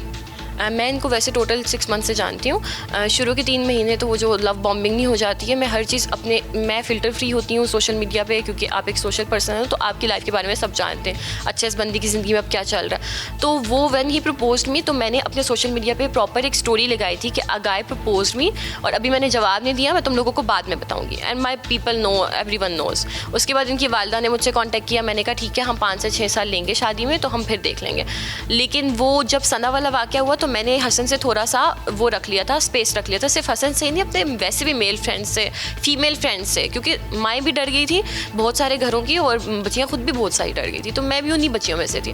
और सना क्योंकि मेरी बहुत अच्छी दोस्त थी, तो मैंने उसका वो वक्त देखा था, मैं बहुत ज़्यादा डरी हुई थी। तो जब मैंने इनसे स्पेस लिया तो इन्होंने मुझे थ्रेटन करना स्टार्ट कर दिया, अब्यूसिव होना। पहले कहते हैं शादी करो शादी करो, मैंने कहा मुझे अभी नहीं करनी, आई नीड सम टाइम। और वो मेरा बहुत अच्छा फैसला था, क्योंकि अगर मैं इनसे शादी के लिए हाँ कर देती, उसके बाद ये मेरा ये हशर करते हैं, मुझे मारते। अभी आप वो वाक़या देखें, वो जो रीज़न रिपोर्ट आई है कि बीवी है तो उसकी बेटी पैदा होने वाली थी, हस्बैंड को पता चला तो ससुराल वालों ने उस औरत का कितना बुरा हाल किया। ठीक है, तो इस तरह के वाक़यात दिन ब दिन हो रहे हैं। तो बजाय इसके ये बेहतर नहीं है कि मैं आज अपने लिए आवाज़ उठा रही हूँ कि मैंने उस भाई बंदे से शादी नहीं करनी है, मैंने उसको इनकार कर दिया। अच्छा सामिया, मुझे ये भी बताइएगा कि सोशल मीडिया पे इस तरह के रूमर्स भी हैं कि सामिया ने उस लड़के से बहुत बड़ी अमाउंट ली थी, और अब जो लड़के के भाई जो उसके फैमिली है आई गेस वो भी आपको थ्रेटन कर रही है। उसकी फ़ैमिली तो नहीं, फैमिली तो बहुत अच्छी है। उसके एक दोस्त ने मुझे धमकी दी थी कॉल करके कि FIR वापस ले लो। On the other side Hasan ने खुद भी, जिस दिन इन पे ये केस हुआ तो उस दिन सुबह भी हसन आए और डाले पे आए एक और पिस्टल के साथ, और दोबारा मुझे धमकी दी। तो वो मतलब एक ऑडेसिटी एक बंदे की आप चेक कर लें कि ऑलरेडी एक केस चल रहा है और दोबारा वही हरकतें कर रहे हैं। बाकी फैमिली ने किसी ने मुझसे कॉन्टैक्ट नहीं किया। जहाँ तक पैसों की बात है, हसन ने मुझसे 15 से 16 लाख रुपये खुद लिए हुए हैं। एवरीबडी नोज़ कि आई वॉन्ट सोशल मीडिया, और मुझे नहीं ज़रूरत है कि मैं किसी से पैसे लूँ। जहाँ तक हसन हसन की बात है तो ये ऑलरेडी जो हसन पे केसेस चल रहे हैं कि 50 लाख वो एक बंदे के लेकर भागे हैं, उनके ऊपर कोई गाड़ियों का भी केस चल रहा है, कोई चोरी की गाड़ियाँ या व्हाटएवर, ठीक है, वो भी केसेस उनके खुल गए इस केस के बाद। तो जो इंसान पहले से ही एक इश्तिहारी है जिस पे ऑलरेडी केसेस चल रहे हैं, तो आप उससे क्या एक्सपेक्ट कर सकते हैं। और जहाँ तक बात है कुछ स्क्रीनशॉट्स की जो कि वो पोस्ट कर रहे हैं कि पैसे हैं और ये सामिया ने लिए हैं, उन्होंने मुझे वो 6 से 7 लाख रुपया दिया था, शायद उन्हीं के स्क्रीनशॉट्स है जो वो पोस्टिंग भी कर रहे हैं, बाकी कोई पैसे ऐसे नहीं है, बाकी हालांकि उन्होंने मेरे बाकी के पैसे देने हैं। सामिया ये बताइएगा कि आपने फ़ोन की जिक्र किया और हमने देखा कि सना यूसुफ के केस में भी ऐसा हुआ था कि उनका फ़ोन स्नैच किया गया था। क्या वजह है कि जब इस तरह के वाक़यात होते हैं, अगर हमला होता भी है तो फ़ोन स्नैच किए जाते हैं सोशल मीडिया इन्फ्लुएंसर्स के? जब हसन आए थे मैं ऑलरेडी अपने लॉयर के साथ कॉल पे थी और मैंने कॉल पे कह रही थी कि जी ठीक है ओके मैं आपको कॉल करती हूँ। अंदर से मुझे लॉयर ने कहा जब आप उनको रिंग देंगी तो सबूत बना लीजिएगा। तो मैं उस वक्त हसन की वीडियो रिकॉर्ड कर रही थी कि मैं उनको रिंग देने लगी, तो शायद वो भी वजह हो सकती है कि उसने फ़ोन खींचा है। ऑन दी अदर साइड ये भी वजह हो सकती है कि जी आपका फ़ोन आपकी एक प्राइवेसी होती है, इंसान की ज़िंदगी की लाइफ का एक प्राइवेट पार्ट होता है, तो वो शायद इस वजह से भी खींच रहे थे कि मेरे उस फ़ोन के अंदर मेरे सारे सोशल अकाउंट्स थे जो कि मैंने लॉग आउट तो कर दिए हैं, बाकी यही वजह हो सकती है। सामिया मुझे ये बताइएगा कि इस्लामाबाद पुलिस की आपके साथ शुरू से कैसी कोऑपरेशन रही और आप मज़ीद उनसे क्या मुतालबा करती हैं? मैं बहुत शुक्रगुजार हूँ इस्लामाबाद पुलिस का, आईजी साहब का, ठीक है, अली रिजवी साहब, शफकत साहब, इसहाक साहब, इन्होंने बहुत कोऑपरेट की है और मुझे फुल सिक्योरिटी दी है कि मेरे सर पे कोई बड़ा मेल नहीं है। आपने इस पूरे केस में देखा होगा कि कोई मेरे लिए आगे आके बोला नहीं, सवाए मेरे अपने, क्योंकि मेरे साथ तो किया, सना की फैमिली के साथ भी किया। अगर सना भी पहले बता देती या कोई बात होती तो ऑब्वियसली उसको भी वैसे ही सिक्योर करते जैसे मुझे कर रहे हैं। मेरी लड़कियों से दरख्वास्त है, मत डरो, आपका किसी के साथ रिलेशनशिप है, किसी से शादी होगी है, इधर डिवोर्स भी लड़कियां नहीं ले रही हैं ना तो उनके कत्ल हो रहे हैं। वही जो औरत है, क्या उस पर जुल्म जो अभी जिसकी आंखों में सिजर मारी गई है उस पर पहले जुल्म नहीं होता होगा, लेकिन वो भी मेरी तरह जिस तरह मैं शुरू के कुछ महीने चुप करके बैठी रही हूँ वो भी चुप करके बैठी रही होगी, इसलिए आज उसका कत्ल हो गया। तो काइंडली अपने लिए बोलो, चाहे तुम किसी के निकाह में हो, चाहे कोई तुम्हारा बाप है, चाहे कोई तुम्हारा भाई है या चाहे कोई बाहर का इंसान है, मत डरो, ठीक है। रिलेशनशिप्स रहते हैं इंसान के, लेकिन अपने लिए बोलो, तुम लोगों के लिए एक कानून बना है, ठीक है। ये कहीं का कानून नहीं है कि आप किसी के साथ रिलेशनशिप में और बाद में आप उससे डर के बैठे रहो, वो बंदा आपको फिजिकली और मेंटली अब्यूज़ करता रहे। अपने लिए बोलोगे नहीं तो आपको इंसाफ नहीं मिलेगा।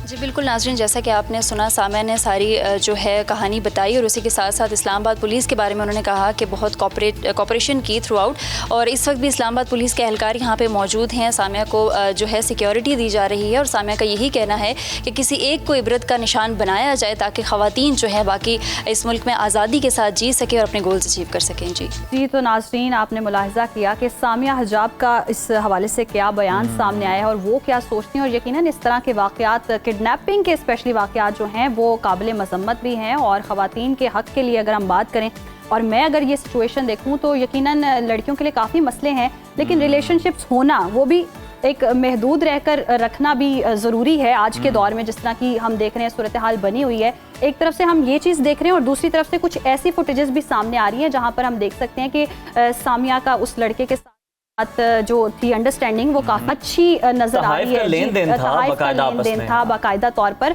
तो वो कोई नई बात नहीं थी उनके लिए भी, मतलब ये अंडरस्टैंडिंग अच्छी खासी थी। जब ये वाकया रिपोर्ट हुआ था तो सिर्फ वन साइडेड जो मौकिफ था सामिया की जानिब से जो कि फुटेज शेयर की गई थी वही सामने आ रहा था, और सब इसमें यही वेट कर रहे थे कि दूसरी साइड से क्या मौके आता है, क्योंकि इस तरह कोई भी नहीं होता, कोई भी स्ट्रेंजर, कोई भी रैंडमली आपके घर के बाहर आ जाए, उसको सब पता और वो आकर जनाब आपको पेरेंट्स को भी जानता हो, ट्रीट करे वो आपको। तो हम जी दोनों साइड की ही बात करेंगे, दोनों साइड की स्टोरी जो है वो आपके सामने है। अब आप पे डिपेंड करता है आपको क्या लगता है कि कौन सही है कौन गलत है, अपने फीडबैक में आप बता भी सकते हैं, और यकीनन कानूनी तौर पर इसका एक्शन भी लिया जा रहा है। और लड़के ने इतराफ जुर्म कर लिया है। और उज़ैर, इस तरह के नफ्सियाती लोग क्या होते हैं, ये नफ्सियात का असर होता है, नीयत का असर होता है या तरबियत का असर होता है? मसाइल क्या होते हैं कि इतनी जुनून की हद तक इंसान को इस स्टेप पर ले जाता है, हरकत होती है या कोई इस तरह का एक्ट होता है जो किसी की नफ्सियात पे बहुत ज्यादा गहरा असर छोड़ देता है। तो ये नफ्सियात के हवाले से जानने के लिए मीडिया में जी हम देख रहे हैं कि बेशुमार ख़वातीन हैं, उनकी जानिब से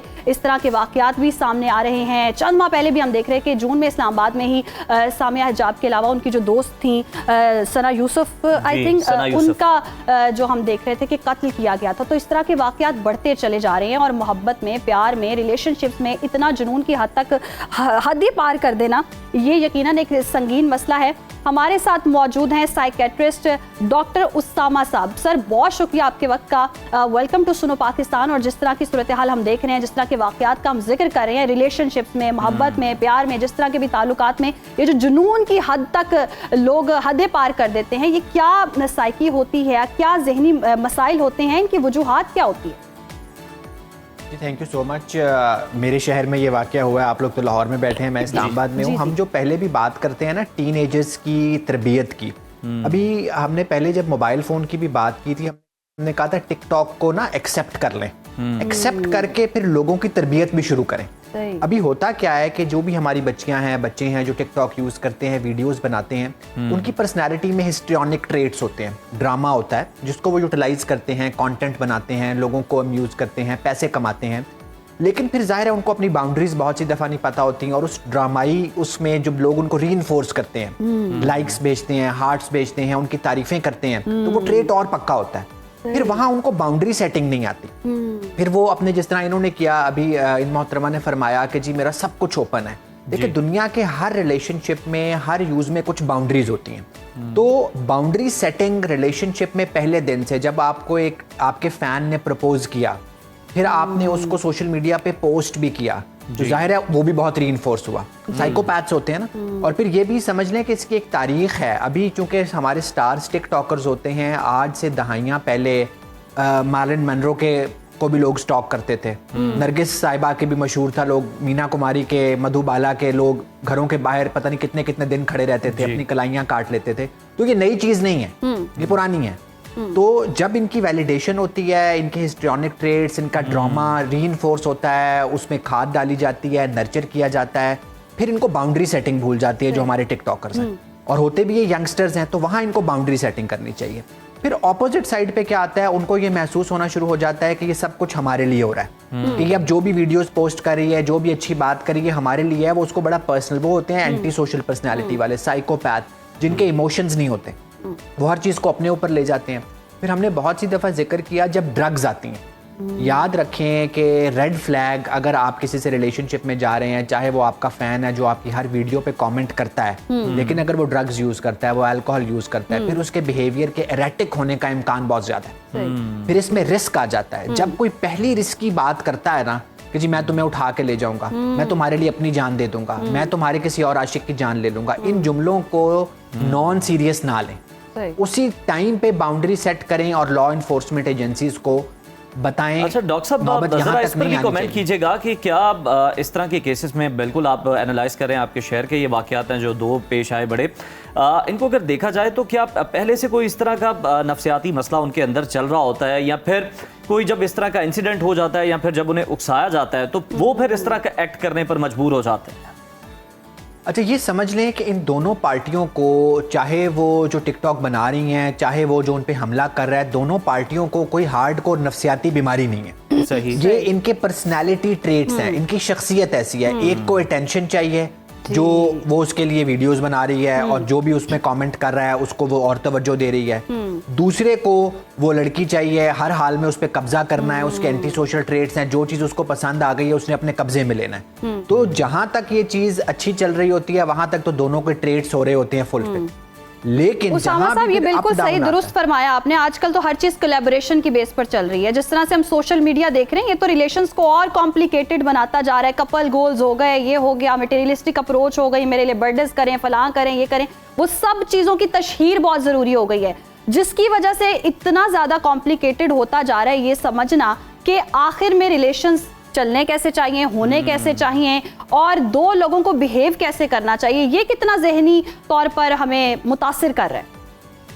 देखिए, मैं आपको यहाँ एक चीज़ बताऊँ, मैं अक्सर कहता हूँ, मैंने गोरे से 4 साल साइकाइट्री नहीं सीखी, साइकाइट्री मैं उनको सिखा के आया, मैं उनसे बाउंड्री सेटिंग सीख के आया। गोरे पहले दिन चाहे वो एक कंसल्टेंट ट्रेनिंग का रिश्ता है, चाहे वो पार्टनर्स का रिश्ता है। मेरी वहाँ पे एक कंसल्टेंट थी जिसकी तलाक को 40 साल हो गए थे, और वो और उसका हस्बैंड घर शेयर करते थे, ऊपर और नीचे रहते थे। क्यों पॉसिबल था? बाउंड्री सेटिंग के साथ। तो ये हमें समझना पड़ेगा, हमारे यंगस्टर्स को समझना पड़ेगा कि एक तो दो बातें सोल्यूशन की तरफ आते हैं ना। तो पहला सोल्यूशन ये है कि टिकटॉक की तरबियत होनी चाहिए, जिसमें गवर्नमेंट भी रोल प्ले करे, पेरेंट्स भी रोल प्ले करें, सोसाइटी भी रोल प्ले करे। हर बंदे के हाथ में बगैर तरबियत के ये टूल नहीं आना चाहिए।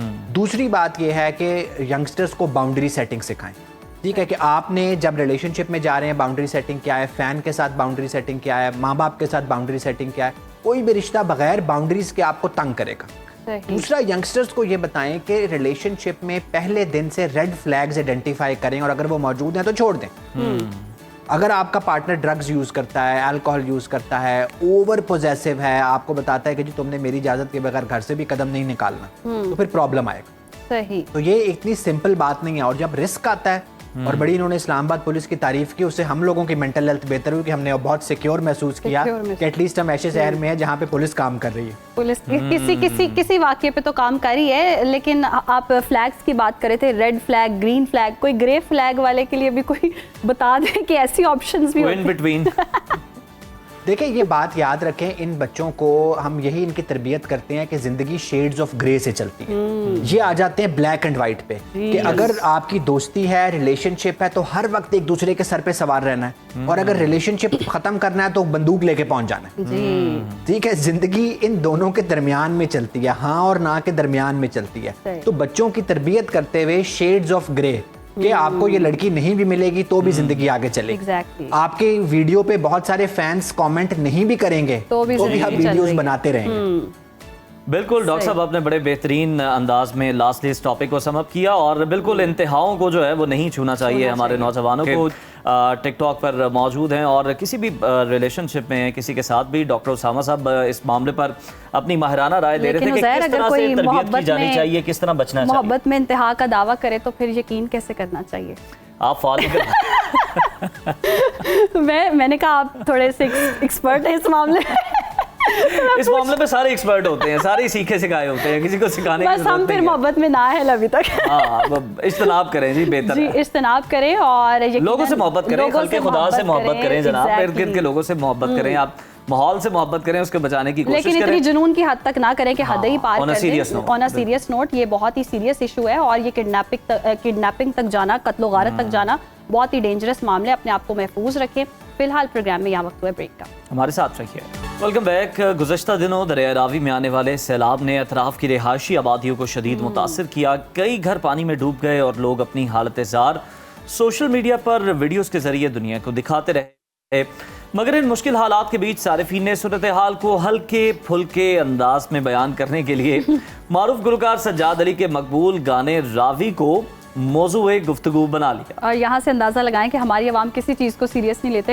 हमने देखा कि जंग को भी उन्होंने इतना सीरियस नहीं लिया था, मीम्स का सिलसिला जारी था और हम देख जहाँ पे वो गोले चल रहे होते थे तैयार चल वहाँ देखने बैठ जाते थे जनाब। और सैलाब को भी आवाम सीरियस नहीं ले रही है। पुल पे कितना रश था, पुल पर कितना रश था और रावी पे लोग पानी देखने चले गए थे और रावी विच पानी कोई नहीं, रावी विच पानी कोई नहीं, मेरी कहानी कोई नहीं।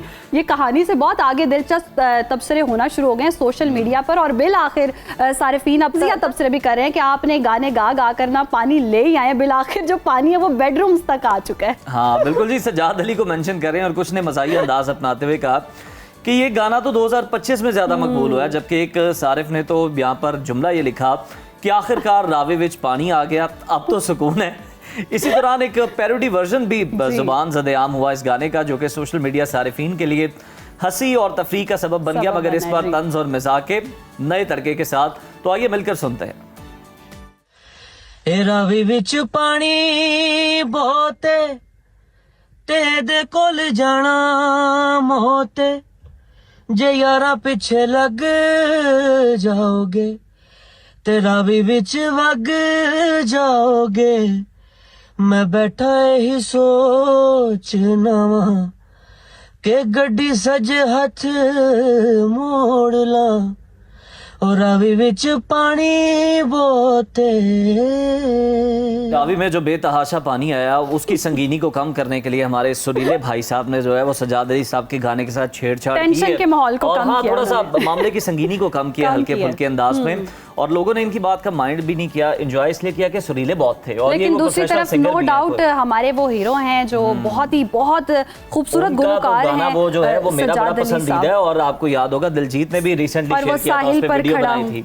और जो ये कह रहे हैं ना कि सज्जाद अली साहब का ये गाना अपनी तरफ से मजाक करने की कोशिश कर रहे हैं कि जनाब सजाद अली का ये गाना 2025 में मशहूर हुआ है, वो मेरा ख्याल है खुद को बेवकूफ़ बना रहे हैं। ये गाना जब से आया था तब से ही बड़ा हिट है। सजाद अली साहब तो क्या बात है उनकी, कुछ भी गा दें वो अमर हो जाता है, कुछ भी गा दें अमर हो जाता है। और भाई मेरे बहुत फेवरेट हैं और उनके इतने अच्छे अच्छे खूबसूरत लिखे हुए गाने हैं। Yes exactly. तो साहिल पे खड़ा हूँ, मुझे क्या गम है, चले जाना कि तुम्हें क्या गम है। वैसे मुझे लिरिक्स नहीं आते लेकिन गाना बहुत अच्छा है, ज़बरदस्त है और हम बहुत अप्रिशिएट भी करते हैं। हमारे जी हीरो है, मजाक अपनी जगह लेकिन और टाइम पूरा हो गया तो अब हमने भी चले जाना है। एग्जैक्टली, अब हम गाना सुनते हैं, शो से चले जाना है, ये आपको बता दें हम जनाब। तो इजाजत दीजिए, कल दोबारा आपसे मुलाकात होगी। टिल देन अल्लाह हाफिज़।